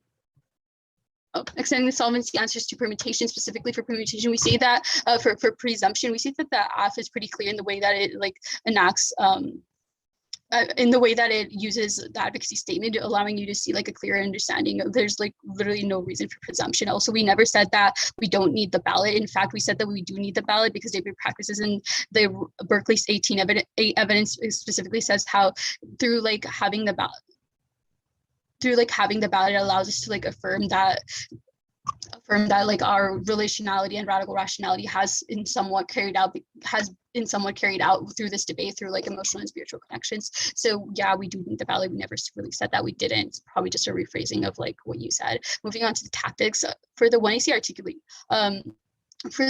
articulations, we are holding the AF to what it says. We're not really changing it from our relationships to water. We're focusing on radical rationality. Moving on to the counter framing argument, enforcing without affirming. First of all, we are not tied to the resolution. It's just it's a critical performative act which indicts the way that the United States federal government is bad. Also, two, they say that people can't know what they're voting for, but literally the wiki solves for that. But also we are already very much so clear that we are a critical for affirmative AF. Also, a performance on third means that you can affirm, plus they never really say answer to why specifically their impact with negation. Sure, you can negate something, but in essence, what does that relate to, or what impact do you achieve? They never really explain that. Also, they never really answer to how negation will kill debate. So by that, it will kill debate, meaning that these experiences of debate will not ever exist. Moving on to the pick. For the pick, for the answers to damage narrative, we don't start at of course of course our research that like not our research specifically, but our poetry does start at like the understanding of like our like emotional and spiritual connections and where we are in terms of like indigenous suffering, but that itself still has enough of like historical analysis to understand that it's just not about damage narrative. Also, they say real world, but why should we to like what they say, or why should we default to what real world looks like in the settler colonial lens? Moving on to the Picts bad theory. Picts are bad and should be rejected. A theft of intimate AF is deeply impersonal. Like we specifically mentioned how like it's literally stealing most of the AF, and that's why it's like of cheating. Also for intellectual laziness, we also go back to how kicking out of like specific poetry or poetic parts is it effective or like productive for cancel culture. Allowing Picts in debate incentivizes debaters to read like one of these for looking at absolute perspective, and we specifically emphasize how like having imperfect forms of debate is still good, and why we don't have to be political correct in every sense. They don't really address this much. Also, it makes it impossible to be AF. Like you could literally pick out of everything and just steal what the AF is doing. That's literally what they're doing by just kicking out of the like specific parts of the AF. Moving on to moving on to Seklo stuff. For the Seklo, in terms of like, we win the posit is the best method of indigenous people to survive, specifically with our analytics on the link in the okay, I'll do this right now. For the work answers to the build of the settler nation state, the settlers can be affected by not just the way that it's not just about how settlers affect, but also how indigenous people can affect it. We've already said like we do have an ability to connect with the settlers and make sure that like the settlers are also involved in radical rationality. We've literally said that in cross-ex. But sitting on broken treaties and uninvolvement accepts this form of violence, which we've already straight turned for the link, and the link serves as a better link to the all than the AF. Also, they failed to answer the just said, which literally explains how it requires us to accept and submit to the settlers like pictures of what it is and isn't, like what we can be and what we can't be as indigeneity. Also, to the all fails, they don't really do much work here, but let me explain that. It's like links back to our answers on cellular future. Okay. We have 612 started now.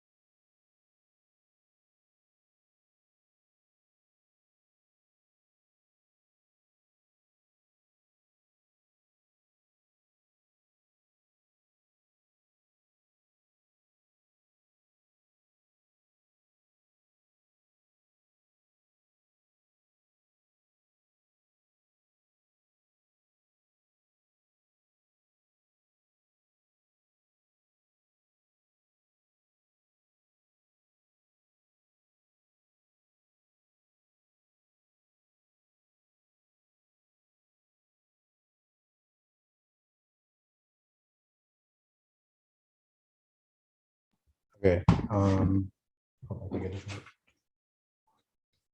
Yeah, the order is going to be the critique, the pick, and then case.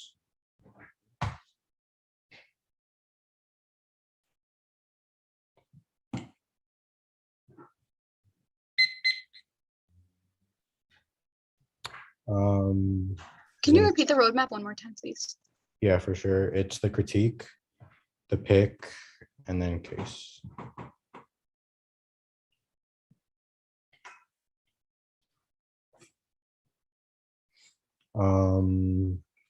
Okay. Is anybody not ready? Okay. On the critique, can see that the alternative cast all we're not going for it. There's no offense on the flow, so there's nothing for them to weigh or any cross applications to the pick. Go to the pick now. Top level framing issue is that they are conceding that the pick solves all of the F, which means that we only need a risk of a link for you to vote negative. This is especially true given that there's no permutation and functionally no offense on this flow. The pick advocacy is to endorse the entirety of the 1AC without their use of pay narratives. It's the 2NR, and they still don't have a good reason why the pay narratives are key to the app or why you should invest in those things. The 1AC centering of damage narratives locks native bodies into a victim position, which creates the necessity for a white savior to swoop in and save the day. By forefronting depictions of violence, they reinscribe colonial notions of power where settlers are always at the top and natives are always are in need of saving. This creates a psychological violence against natives because they are constantly told that they are in need of saving and that there's nothing that they can do themselves. That turns the case because their method creates a unique form of psychological violence because they necessitate an outside because they necessitate an outside adjudicator to decide whether or not the pay narrative was good enough for the ballot or for some type of repatriation. Every single app speech has started with a description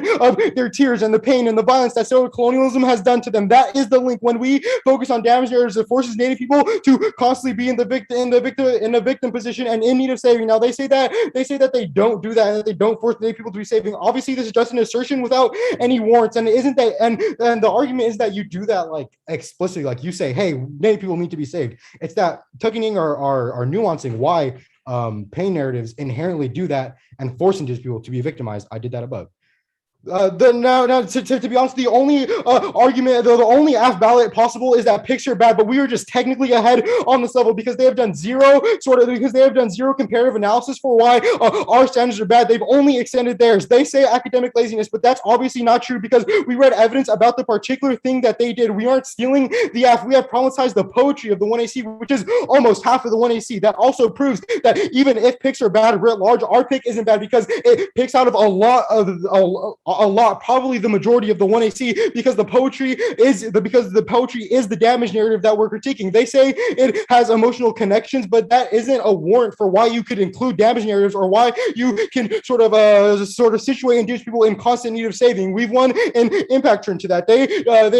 Yes, you should default to the real world. This debate is about survival strategies for Native people. Obviously, that means testing which methods are best suited to help Native people survive. That's the only thing your ballot should be concerned about by the end of the debate. If the 1AC is not real world, then that proves presumption because they aren't able to help out any Native people. They say it normalizes perfection. Again, not true in the context of our pick because the poetry is like half of the 1AC. Also, you should default to the best survival strategies for Native people, even if that means making the 1AC be perfect. Then you should do that because the survival strategies we formulate in here has real world effects for what Indigenous people do out there. Now, all of our reasons why picks are good. One is that real world scholarship. Academics always have slant disagreements with one another. Picks are pedagogically useful because they force in-depth theorizing on critical scholarship and force us to come to the best conclusion about survival strategies. Two is argument innovation. Creative ways to be negative stimulate the debate and provide a forum for argument refinement and critical idea testing, which is key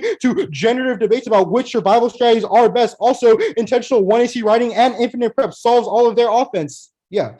At the end of the debate, they have not articulated a reason to why the pain narratives are key to solve the F. So you should vote negative, even if you aren't 100% sure about our link articulation, because voting F only risks centering damage narratives, but there isn't a solvency deficit or reason to vote against the pick, which means that you should feel comfortable voting neg, even if you aren't 100% sure, because voting F only risks, centering the damage narratives. Case.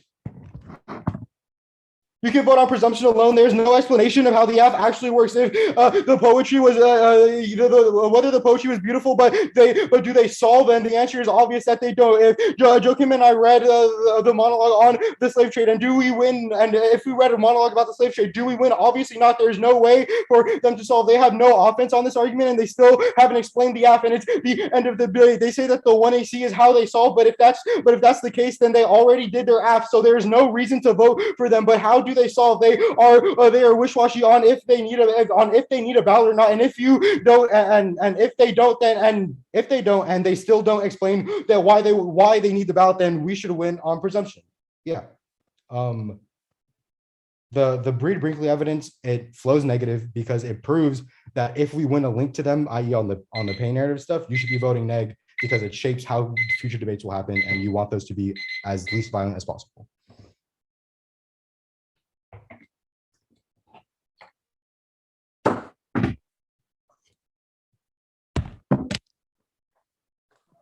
Uh,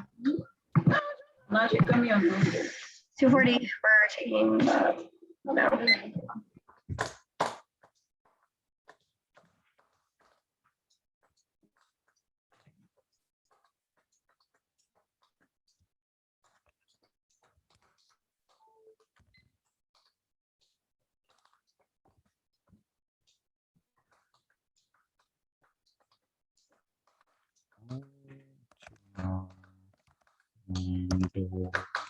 Oh, absolutely.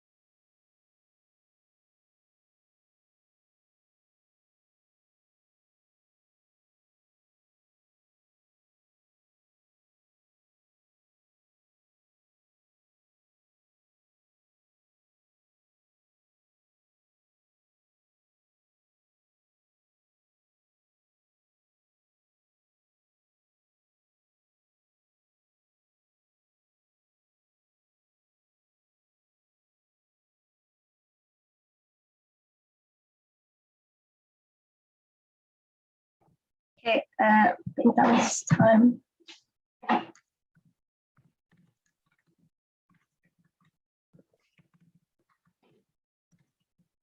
It's gonna be case and then that pick.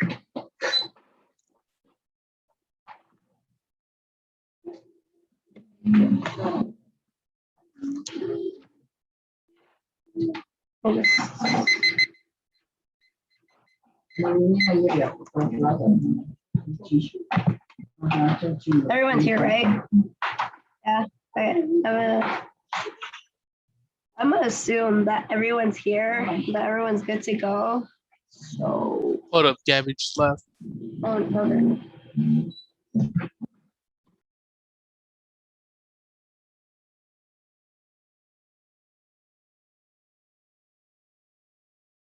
All right, we should be good. Just repeat the order real quick. Yeah, case and then the thing.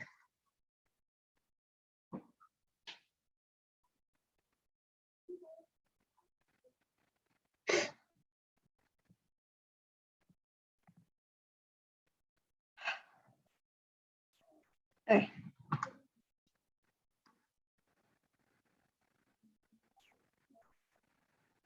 The end is near. The possibility for a change is here. The possibility to end the trail of tears has come, but now we'll say for the last time what we've come to do. We're here to change how you think about settler colonialism. We're here to challenge oppressive structures. We're here to establish radical relationality as a new form of relating to water and each other.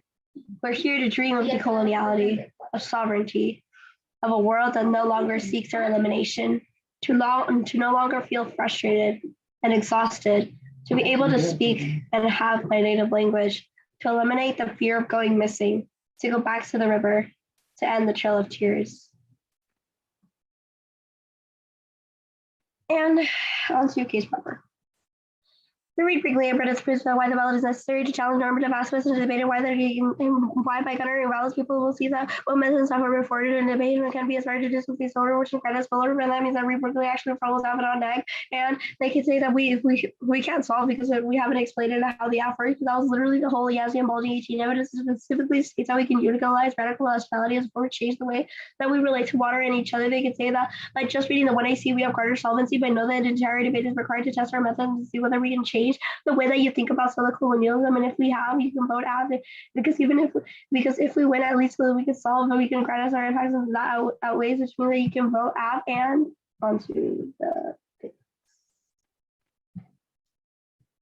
extended picks are back. Just we're going to the stuff of the end here. They're completely dropped off.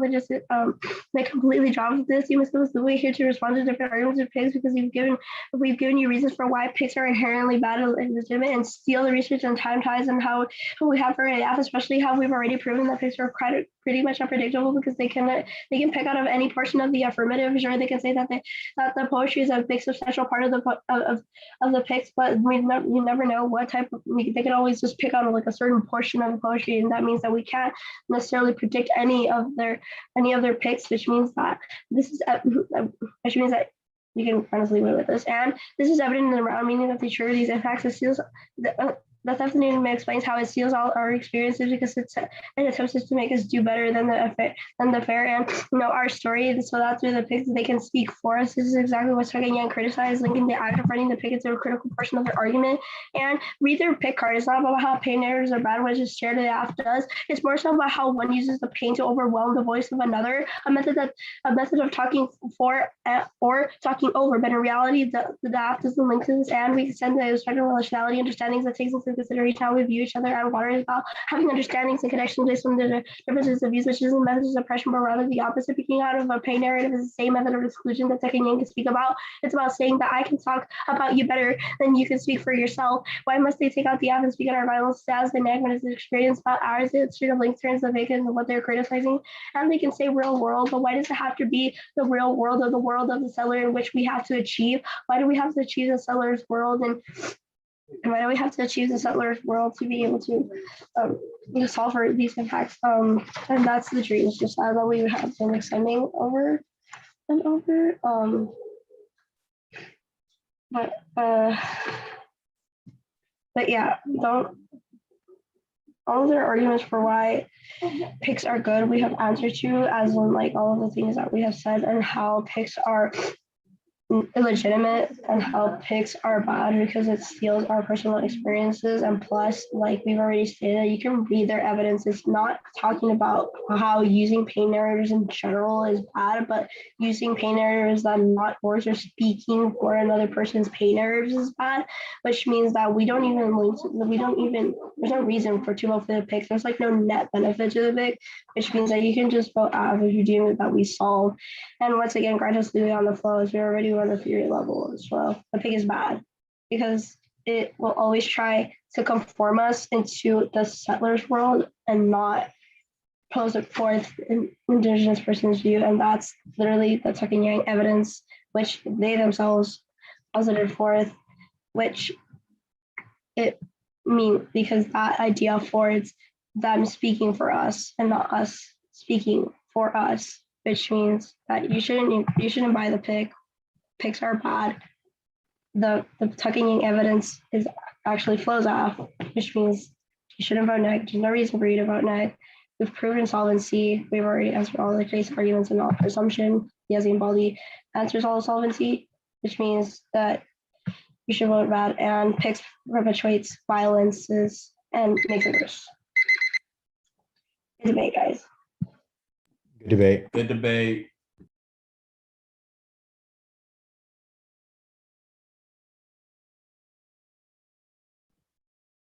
Quick question for the ballots. I didn't get anything from like tab room. Am I supposed to like email you my decision, J-Flo? I believe that might be the case. I think.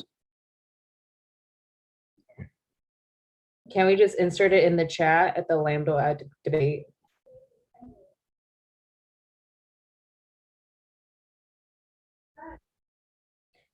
Wait, but how will?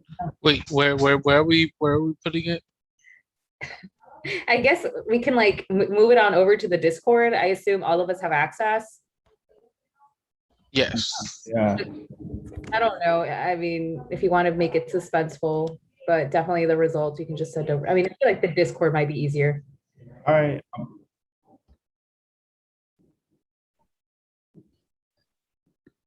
So is it consensus Discord? Yeah. Yeah. Okay. Okay. Under which channel? Oh.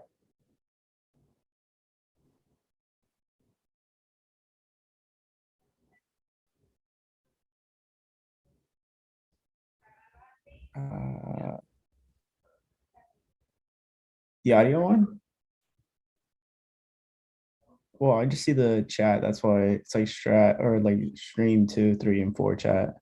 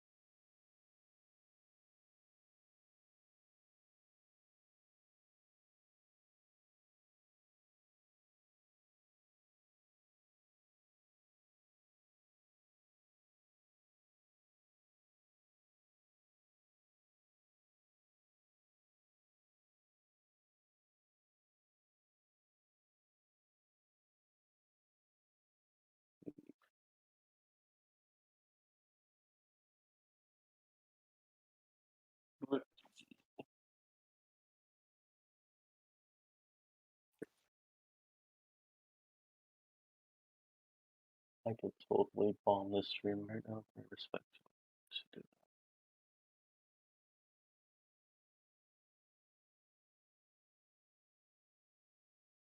do. Okay. I got all the rookie headers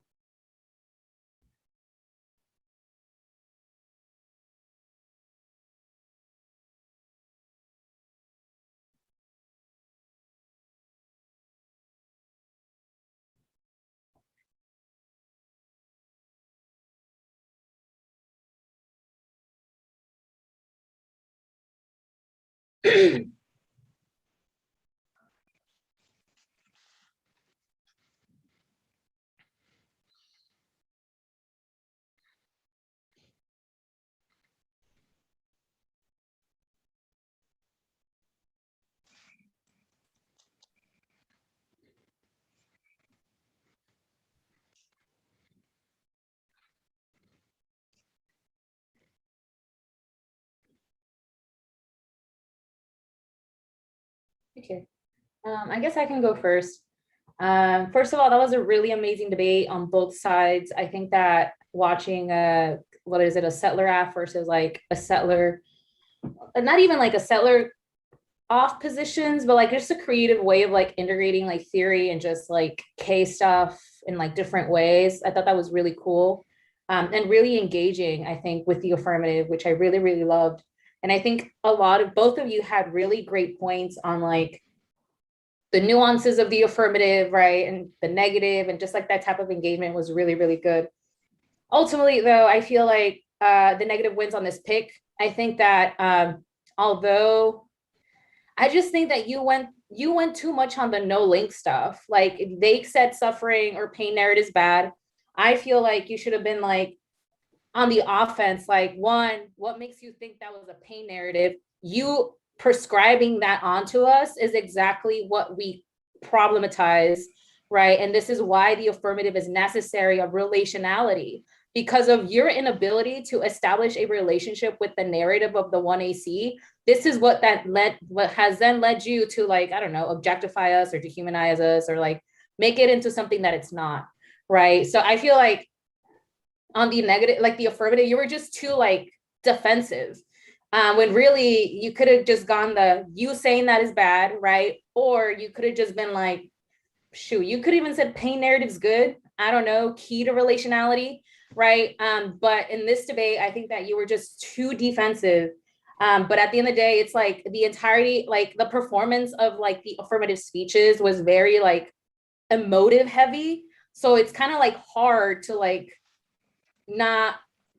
it's kind of hard to give you the no link argument when you absolutely link. And I think that the app is a good idea, absent the narrative. Like, yeah, it's cool. Like we should create this relationality in order to create decolonization, or that leads to decolonization, and call it a day. I don't know why the poem is necessary.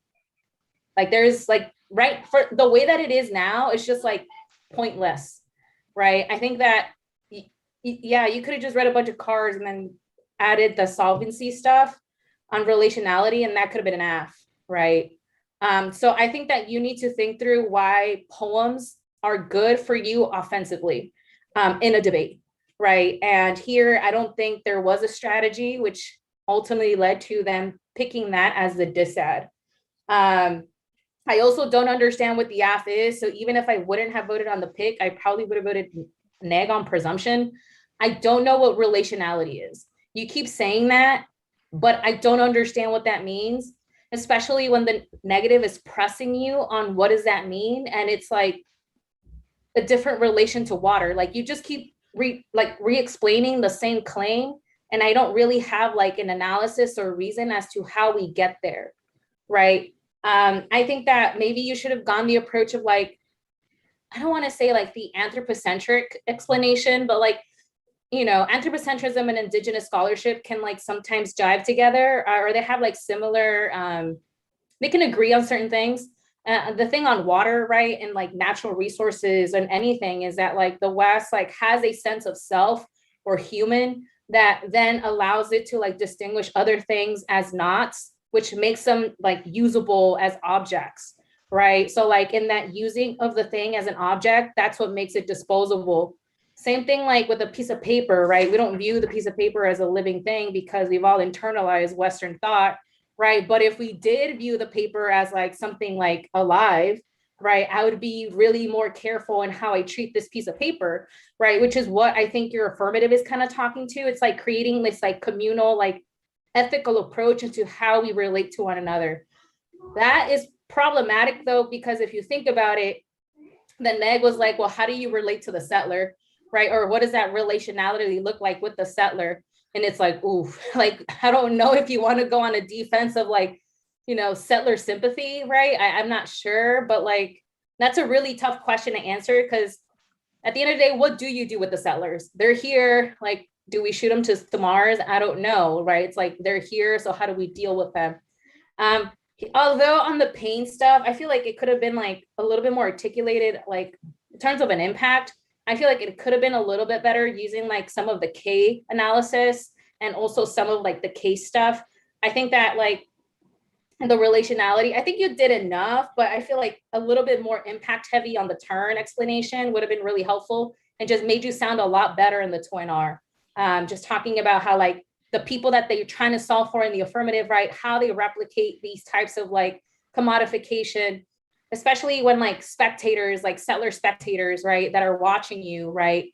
How does then that flip the relationality that you're looking for, right? And I think that you kind of get there, but I just need you to have your moment of like, this is why you don't vote AF, right? Like they just make things worse, but obviously less shallow than that, and just like do it more gracefully than I just did. But all of that to say is that more impacts would have been nice. Also on the AF, you're a little like, it's a little, on the case stuff, we're a little bit behind as well. It's like, they're saying that you're not pragmatic. Lots of their offense, even on their off positions, they're saying that you don't do a thing materially. Like you just say stuff, you don't do stuff. And that's what they're criticizing on a lot of their off positions and on case. I need you, Bravo, to take the approach and be like, first of all, you saying we don't do stuff, that's bad, right? Because we absolutely do stuff, but like you viewing it as us not doing stuff, that's like the settler mentality that views, I don't know, indigenous views as not useful or unpragmatic, which links to all of our impacts, right? So you need to accuse the neg of being like the settler. Does that make sense? Or even worse, or not even worse, but you could even like your evidence cites like patriarchy and heteronormativity, right? Like it's like these two masculine presenting dudes are telling you what to do, right? So I'm gonna need you to like use some of the stuff that you already have against what's happening in the debate, right? Because it's like you're too like backtracky when you really need to like, go for it. The worst you can do is fail, right? Or have the link. I mean, if you're gonna go for the impact turn, don't be like genocide good. Like that's never a good strategy, right? But like, you know what I mean? Go for the offense or try to look for the offense. And when you're AF, that should be really, really fun and really great. On the critique, I think I'm gonna stop there because I can go on forever. But like, I think you should have really gone in on this K, like assume brokenness. I think that cross-ax was like, oof, right? I think that was pretty good. In terms of like, how dare you like say that we're broken, right? So I think that that's where your relationality stuff can like also solve for like that idea that we're broken. It's like, that's the settler telling us that we're broken. We've already been whole, right? But now the AF is trying to like go back to wholeness through relationality.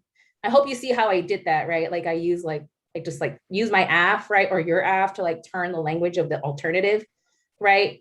Because their argument is just saying like in a world of settler colonialism, your approach to trying to find your humanity or your sense of self will always fail because the settler will always tell you that you're broken. You're always broken. There's no way you can like achieve wholeness. And arguably that might lead to ressentiment, but like it's neither here nor there, right? But it's like you can never reach it. But again, I'm gonna need you to like when you catch, because I saw them during cross-ex, like, what? Did you just say that? Yes, they just said that. Right. So now I need you to like go off. Right. But not just go off to go off, but like go off using your affirmative. But that's it for me. I could go next if that's cool. I don't want to repeat a lot of what Gabby said because I have very similar RFD, but overall, I think this was a really good debate. It was very enjoyable, and I thought there was a lot of good like clash on this level. Like I'm so glad it wasn't a framework and cap debate. But with that being said, I'm not the biggest fan of this 1 and C strategy. I'm not sure why you read like 3 different like framework type arguments. I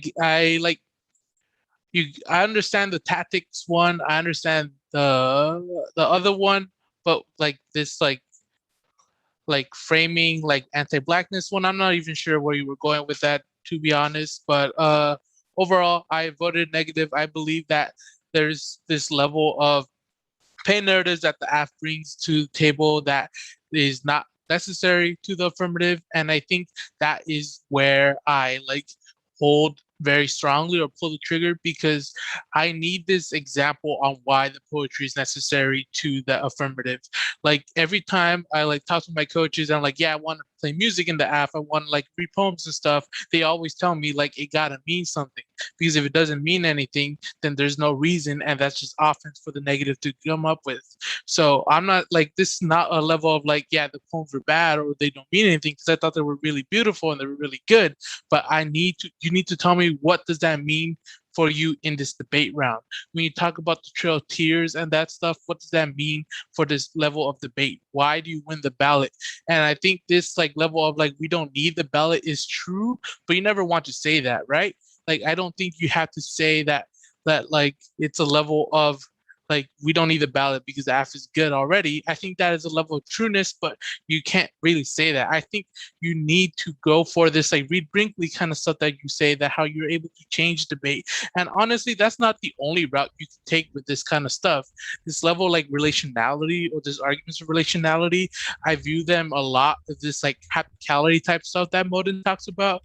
And I'm not sure how your app relates to it, but I think if you're able to explain the materialness of the affirmative through that level of haptics, or through the level of being able to relate with each other through the poetry, is a good way to answer a lot of these arguments the negative are saying. Like when they say like, I agree with Gabby when they're like why do you get to say like what is a pain narrative, or like why the app is a level of a pain narrative?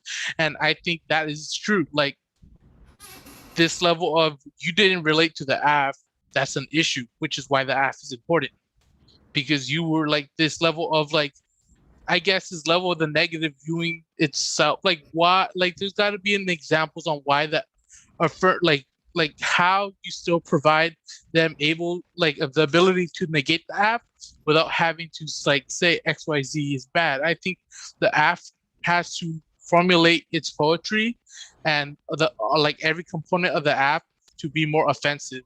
Like I also agree with Gabby where like this like indigenous feminism stuff, it kind of gets lost like in the debate. Like you definitely have a lot of offense there on why like indigenous feminist framing should outweigh the alternative or the thank you or or the like how that indigenous feminist framing outweighs the alternative, or in this case like the like pain narrative stuff. Like it's like you gotta like weigh this stuff. Like how is that framing necessary for the app? How is that a good form of framing? And how is that the good form of framing to relate to others? Because I guess you could say like the alternative of this like levelless of brokenness is probably like a violent way of viewing ourselves. Because if like indigenous folks continue this like framing of like, yeah, we're broken and we can't do anything, I'm not sure how that leads to any level of relief. I agree that it leads to resentment, which is probably why the permutation solves in this level, because we are able to understand that colonialism breaks us and like turns us into this level of brokenness. But still, like, I'm not sure why the affect link does not get dissolved by like a permutation. We can still relate to others, and if you can't relate, then you do you, we do us. The app is good for y'all, and y'all are like this indigenous feminist framing is good for y'all. That doesn't mean you need to resolve for all indigenous folk or for every type of like levels of indigeneity. I think the app still leads to some of decolonization.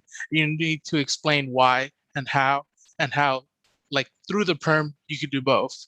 But on like the like what they ended up going for, the pick stuff, I think the death of the intimate is a really, really good like argument for this pick's bad stuff. But I think the reason why I didn't pull the trigger on that was I'm just not sure. Like they're also winning, like the argument is saying that like pain narratives are bad.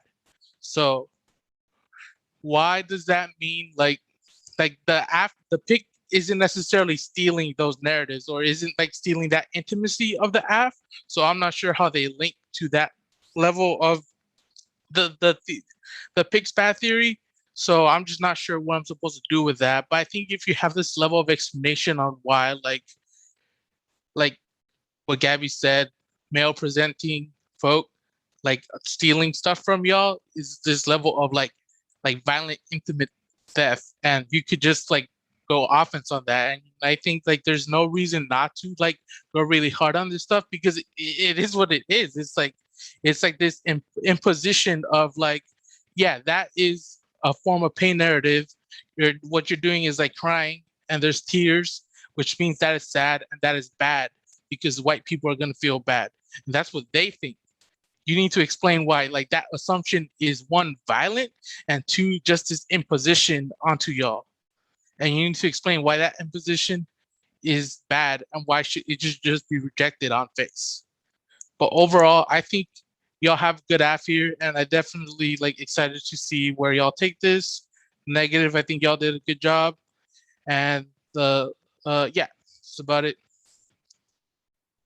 All right, then I'll go next. I mean, y'all have really like they already explained most of the stuff I would have explained, so I'm just gonna explain just a little bit like different, I guess, in a weird way.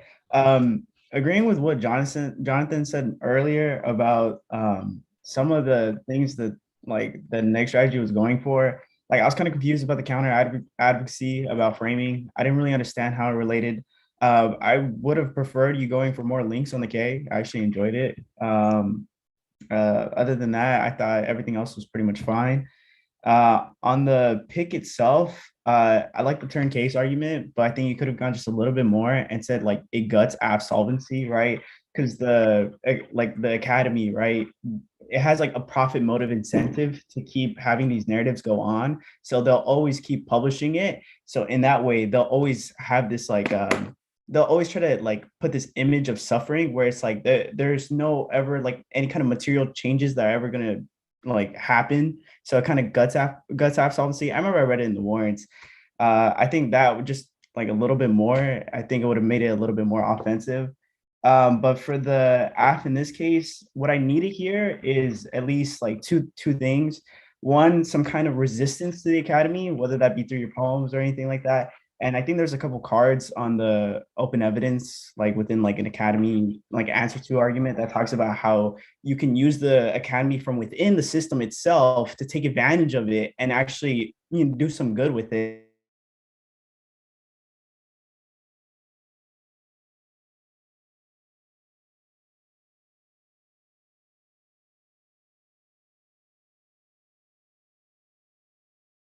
And then like one of the things I noticed is you didn't really engage with their like picks arguments. I have unstable connection. I don't know if this is like sounding really bad or not. But okay. And then yeah, pretty much what they've said, I've agreed with. I think I would have been fine voting on presumption.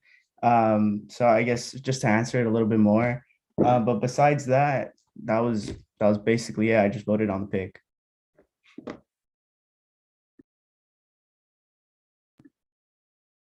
Oh, does anyone have any questions, by the way? Yeah.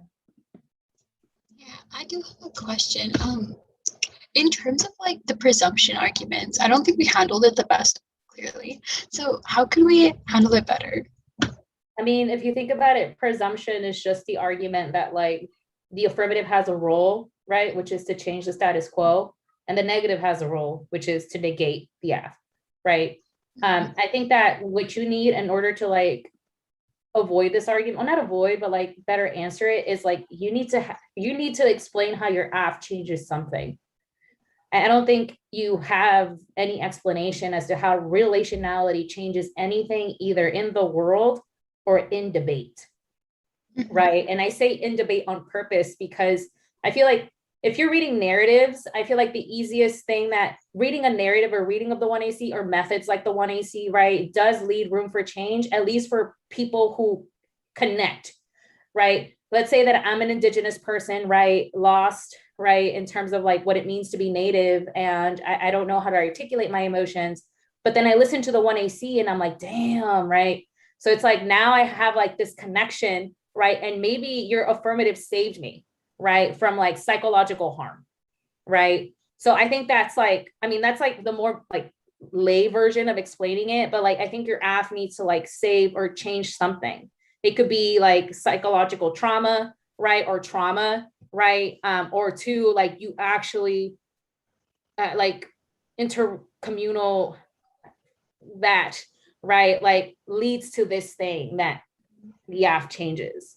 So far, I don't, this is why most debaters kind of like use like to break current debate or like to change status quo debate or like this AF like leads to whatever spillover or no spillover, right? But at the end of the day, it's like the way to answer that is by having a clear explanation as to how the AF changes something.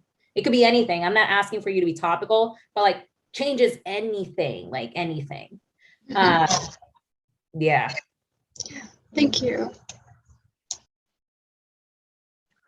Just to add on that, like I'm on the side of like the AF, the AF could always do this like spillover stuff, no matter what type of AF you read.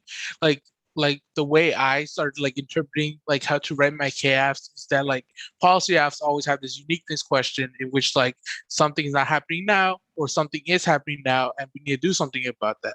So a lot of the way like I construct critical affirmatives is like this idea of like race wars happening now, and that is like violence towards Black people, indigenous folk, and we need ways to combat or self-defend ourselves in this oncoming race war.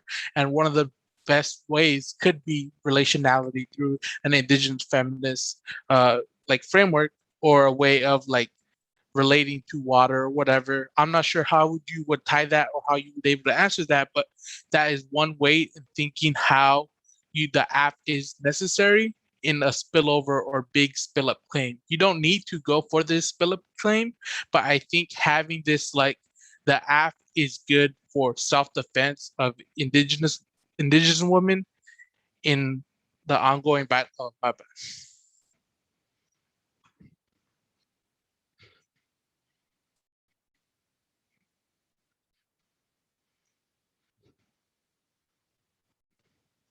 Yeah, but Okay, if I email you all to like reach out for anything. Okay, thank you. Cool. Thank you. Good debate, y'all. no worries.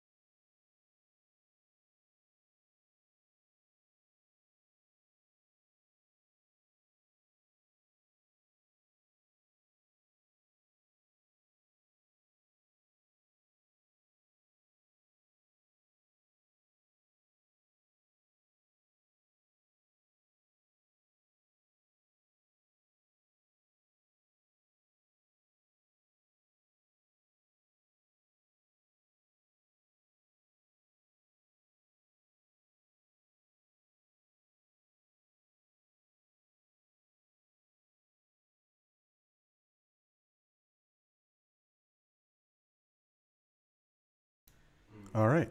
There we go. Apologies for that little delay. As you can tell. A little bit delayed, a little bit. But I wanted to say thank you all for sticking with us tonight. We will get started right now. In fact, I wanted to say thank you to everyone for making it out to our season opener, despite technical hiccups. I know it's difficult to get through it, especially after a long day of school and work and all the things that y'all are doing. So, yeah, thank you all for coming out. As usual, I want to say thank you to all of the volunteers that made this tournament happen. Over the course of this weekend, we had nearly 100 debates, and that's thanks to all of the time that you all, as volunteers, dedicated to make these debates happen. Without your support, we couldn't do what we do. Second, I want to say thank you to all of our coaches. This weekend must have been hectic on your end, whether it was checking with students, making sure that they got home on time, making sure that they debated through the weekend, answering all kinds of who knows what kind of questions. Thank you so much to every coach that made this tournament happen. We're excited for our new season, and hopefully soon we'll be back in person. I want to say thank you to the staff. I literally felt like I was falling apart at some points this weekend, but y'all helped keep me together. Thank you for all the work that you have put in, whether that's in the judges' room or here in the backside with me in the tab room. Y'all make this tournament awesome, and your work is so essential to what we do here, right? Sorry to keep that part short, but I really want to emphasize thank you all so much. I know a lot of you are new here. It's a new season. That means new faces. Shout out to those of you that are new debaters here at your first tournament, whether you're entered in rookie or in novice or whatever other division that you competed in. Way to go. Way to get through your first tournament. And I'm looking forward to seeing you in your future ones. If you've got novice debaters in the chat, shout them out. Let them know that they got through it and that it only gets easier from here. Shout out to all those new debaters. With that, you know what time it is.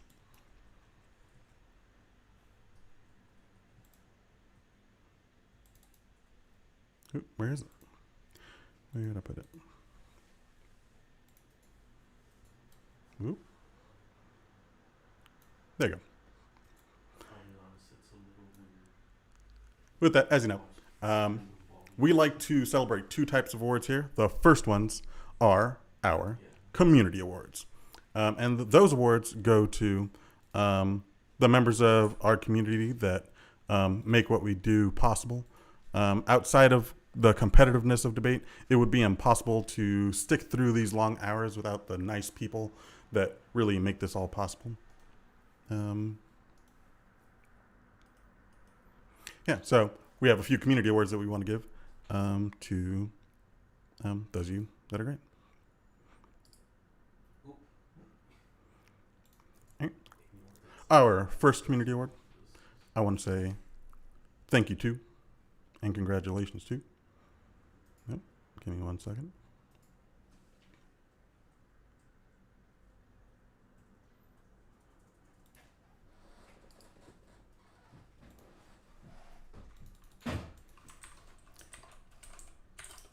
Congratulations to our Citizenship Award from Harbor Teacher Prep Academy.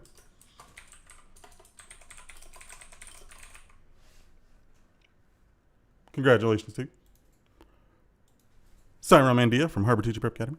You were nominated by a coach, Yoneda. It's getting a bit late, and I'll be sure to give her some time to share some kind words that we will share later. But for now, congratulations, Cyron, for being this tournament's Citizenship Award winner.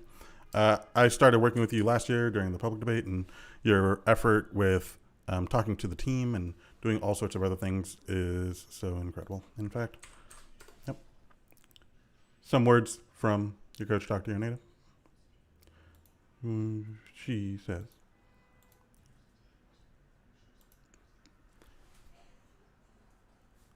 I would like to nominate varsity debater Cyron Mandia for the Citizenship Award. He is faithful, attends our debate meetings, and is willing to provide support the novice and JV debaters, whether that's giving back at mock debates, clarifying any confusing concepts, or providing moral support He's volunteered to bring snacks to the team, has been essential to helping the team grow to over 50 members.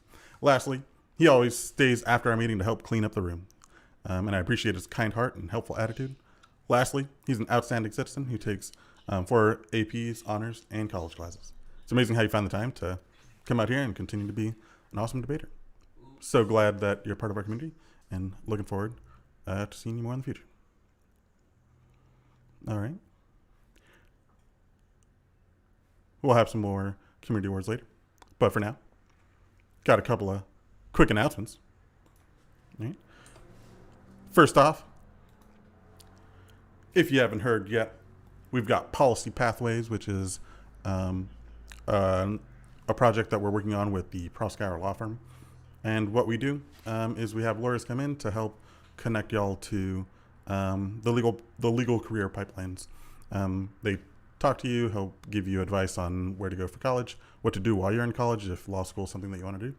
And if you're a current college student and you attend all of the sessions, then that makes you eligible for a summer internship with Proskauer. If you're interested, visit our website. The link will be in the chat later. We've already had the first meeting, and the next one is coming up this week, so stay tuned. All right. Second thing, all right. On October 19th, we will be hosting an advanced workshop for our varsity debaters. A lot of the times when we host practices and things like that, it's mostly for newer debaters, getting the fundamentals down, but we wanted to let y'all know that for the varsity, we will be having some advanced workshops. This first one will be in partnership with the Debate Boutique. So they'll be helping us work on some negative blocks and things like that. So if you're interested, your coaches will have the registration link on Monday. Be sure to sign up. And finally, for those of you that are new debaters that want some extra practice, we host Speech Flow Go once a week. It's on Thursdays. If you didn't know about it yet, now you know. And our awesome staff people, Gabriela Gonzalez, hosts some practices to help get those teams geared up and ready. And we'll also be adding some extra sessions for JV students, for those of you that are in that transitional period. So if you're interested in that, make sure to ask your coach for the link. They've got all the information. Okay. With that, no more delays. It's about time that we get to what you're all here for. It's time for our competitive awards. For those of you that are new, we have 2 types of competitive awards that we like to give out here. First are our speaker awards. Speaker awards are given to the top individual speakers in every division. And we award top 10.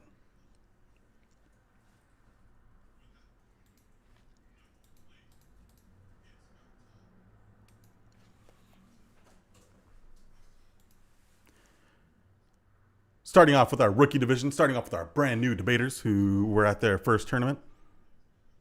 In 10th place, congratulations to Xavi Casita from Larchmont Charter High School. In 9th place, congratulations to Renee Chavez from Port of Los Angeles High School. In 8th place, congratulations to Jeremy Roth from Lake Balboa College Prep. In 7th place, congratulations to Africa Pena from Steam Legacy High School. In 6th place, congratulations to Idania de la Cruz from Steam Legacy High School. In 5th place, congratulations to Angela Sue from Larchmont Charter High School. In 4th place, congratulations to Julianna Espinoza from Port of Los Angeles High School. In 3rd place, congratulations to Maliha Chowdhury from Larchmont Charter High School. In 2nd place, congratulations to Emily Molina from Bravo Medical Magnet. And our top speaker, I'm liking those drum rolls. Some drum rolls in chat, please. Our rookie top speaker, congratulations to Charlene Vera Manzares from Bravo Medical Magnet High School. Way to go. All right. Next up, we have our novice debaters. Our top 10 speakers in the novice division. Here we go. In 10th place, congratulations to Angelina Boxwell from Humanity and Arts Academy. In ninth place, congratulations to Riley Ornelas from Port of Los Angeles High School. In eighth place, congratulations to Paola Zagseta from Harbor Teacher Prep Academy. Way to go. In seventh place, congratulations to Mario Guerin from Downtown Magnets High School. In sixth place, congratulations to Michael Garcia from Downtown Magnets High School. In fifth place, congratulations to Addison Rachel Dallo from Lake Balboa College.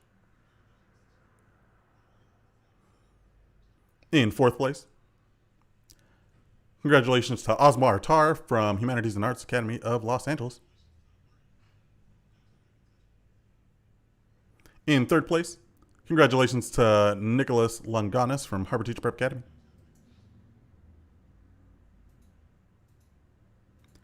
In second place, congratulations to Cole Thomas from Champs Charter High School. And in first place, congratulations to our novice top speaker, Sharika Sultana from Downtown Magnets High School. Way to go. Looking forward to seeing y'all at more tournaments. Always excited to see the new crop of debaters. Way to go. And congratulations to DMHS for your top speaker award. All right, you know what that means and who's up next. We've got our junior varsity top debaters. I'll jump right into it. In 10th place, congratulations to Faith Ponce from Humanity and Arts. In 9th place, congratulations to Samantha Serrano from Elizabeth Learning Center. In 8th place,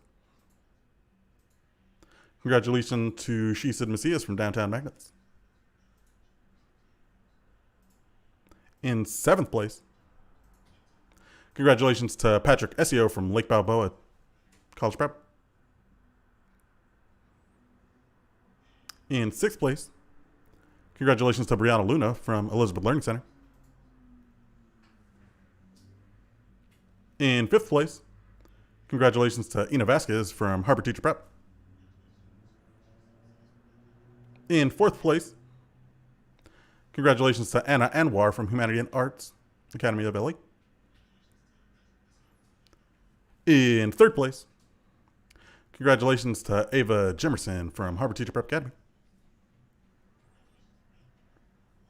Very close difference between 2nd and 3rd place and between 2nd and 1st. So great job to all y'all. In 2nd place, congratulations to Maddox Cudd from Champs Charter High School. Way to go. And our top speaker. Who's it going to be? Who do you think it's going to be? Who have I not announced yet that on your team that you think deserves that top speaker award? Let me know. All right, but time for me to reveal it. The JV top speaker is Jun Kwon from Port of Los Angeles High School. Way to go. Congratulations.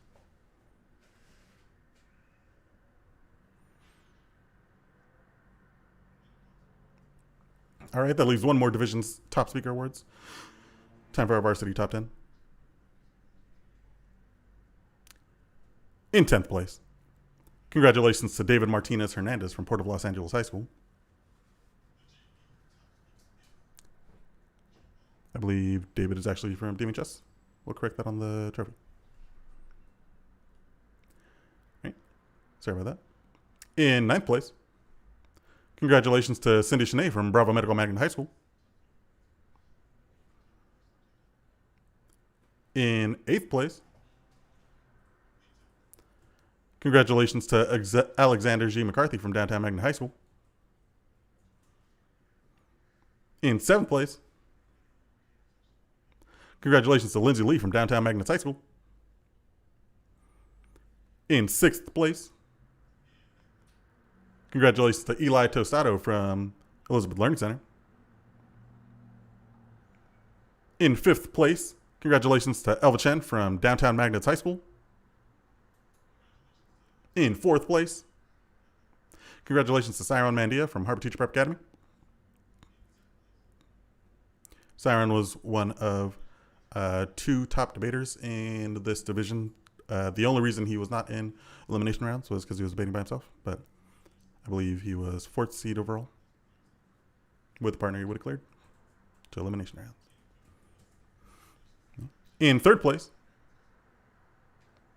we've got the other Maverick. Congratulations to Jorge Aguilar from Elizabeth Learning Center. Jorge was 3rd seed, would have broke with a partner. Impressive work. Way to go.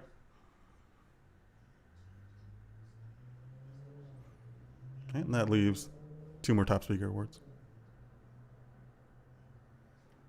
Congratulations to the 2nd place speaker, Joe Kim Bryant from Harvard Teacher Prep Academy. Way to go. Congratulations. And very close difference between 2nd and 1st place. But congratulations to, that's typo. Give me a second.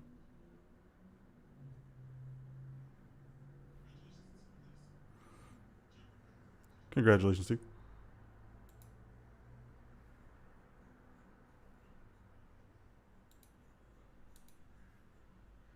Our top speaker.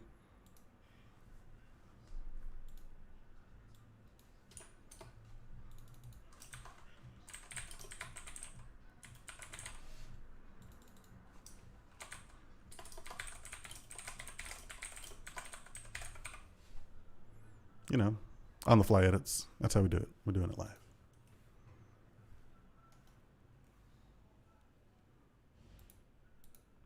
Congratulations to the top varsity speaker, Andrew Subing from Harvard Teacher Prep Academy.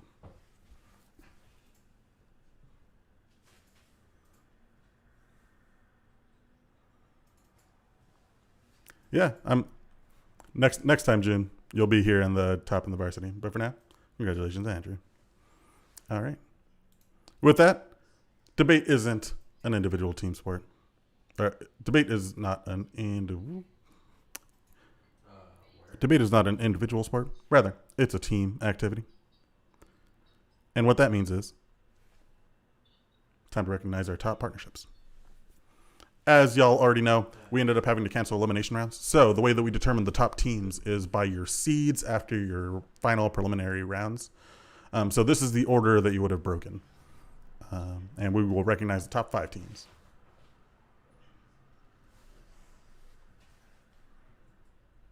First, in the rookie division, congratulations to the 5th place rookie team, Vera Chowdhury and Kenzie Kazako from Larchmont Charter High School.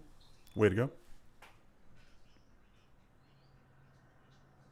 In 4th place, congratulations to Delay Alvarado and Natalie Vasquez from Port of Los Angeles High School. In 3rd place, congratulations to Xavi Quezada and Henry Riedmund from Larchmont Charter High School. In 2nd place, congratulations to Ariana Zarazua and Idania De La Cruz from Steam Legacy High School. Sorry about that. That leaves 1 more rookie team. Our top rookie team. Congratulations to the top rookie team of the Lambdale season opener, Renee Chavez and Julianna Espinoza from Port of Los Angeles High School. All right, next up, you know who's next. It's our novice debaters. Time for the top 5 novice debaters. In 5th place, congratulations to Zahira Silva and Sharika Sultana from Downtown Magnets High School. In 4th place, congratulations to Caleb Leong and Edward Rowe from Downtown Magnets High School. In 3rd place, congratulations to Osman Tar and Liliana Martinez from Hannigan Arts Academy. In 2nd place, congratulations to Michael Garcia and Mario Girian, from Downtown Magnets High School. And our top novice speaker, our top novice team from Champs Charter High School. Congratulations to Anahi Manzano and Cole Thomas. Way to go. Way to show out. Great debaters. Very proud of y'all. All right, here we go. Next up, you know what it is. It's time for your JV top teams. Top 5, here we go. In 5th place, congratulations to Patrick Essio and Muhammad Islam from Lake Balboa High School. Lake Balboa College Prep, sorry. In 4th place, our 4th place team. Congratulations to June and Jade from Port of Los Angeles High School. Way to go, Polis. In 3rd place, congratulations to Caroline Nico and Shasid Macias from Downtown Magnus High School. In 2nd place, congratulations to Maddox Cudd and Elizabeth Ariano from Champs Charter High School. And our top JV team. I wonder who it could be. Is it you? Let me know. Let me know if you think it's you.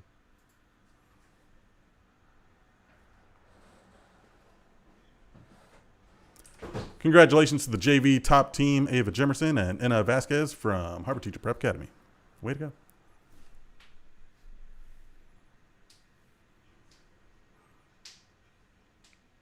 All right. And that leaves our final division. Varsity had elimination round, so we will simply be announcing the teams that broke. First our semifinalists, then our finalist team, and our top team. You might already know the results if you're watching the stream earlier. So no worries there for spoilers in the chat. Feel free to cheer everyone on.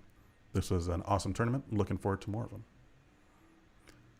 Congratulations to our first semifinalist team.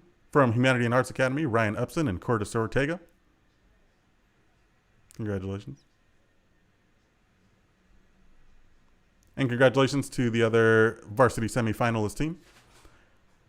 Congratulations to Elva Chen and David Martinez Hernandez from Downtown Magnus High School.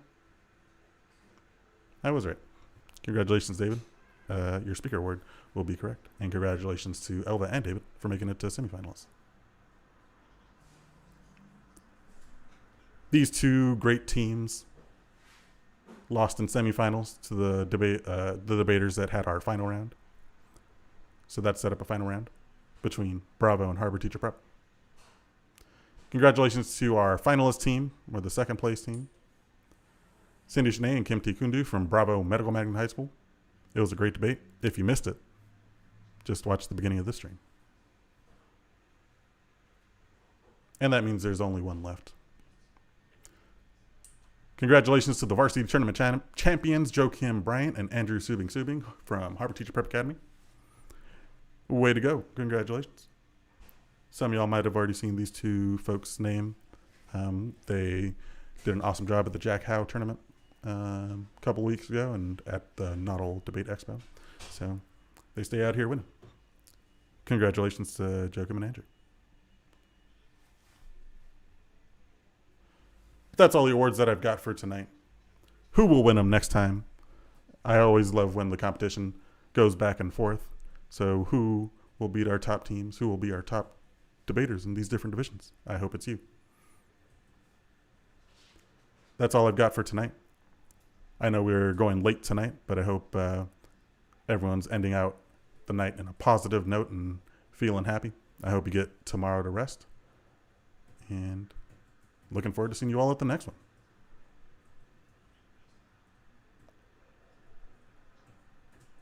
Have a good night. I appreciate you. And see you next time.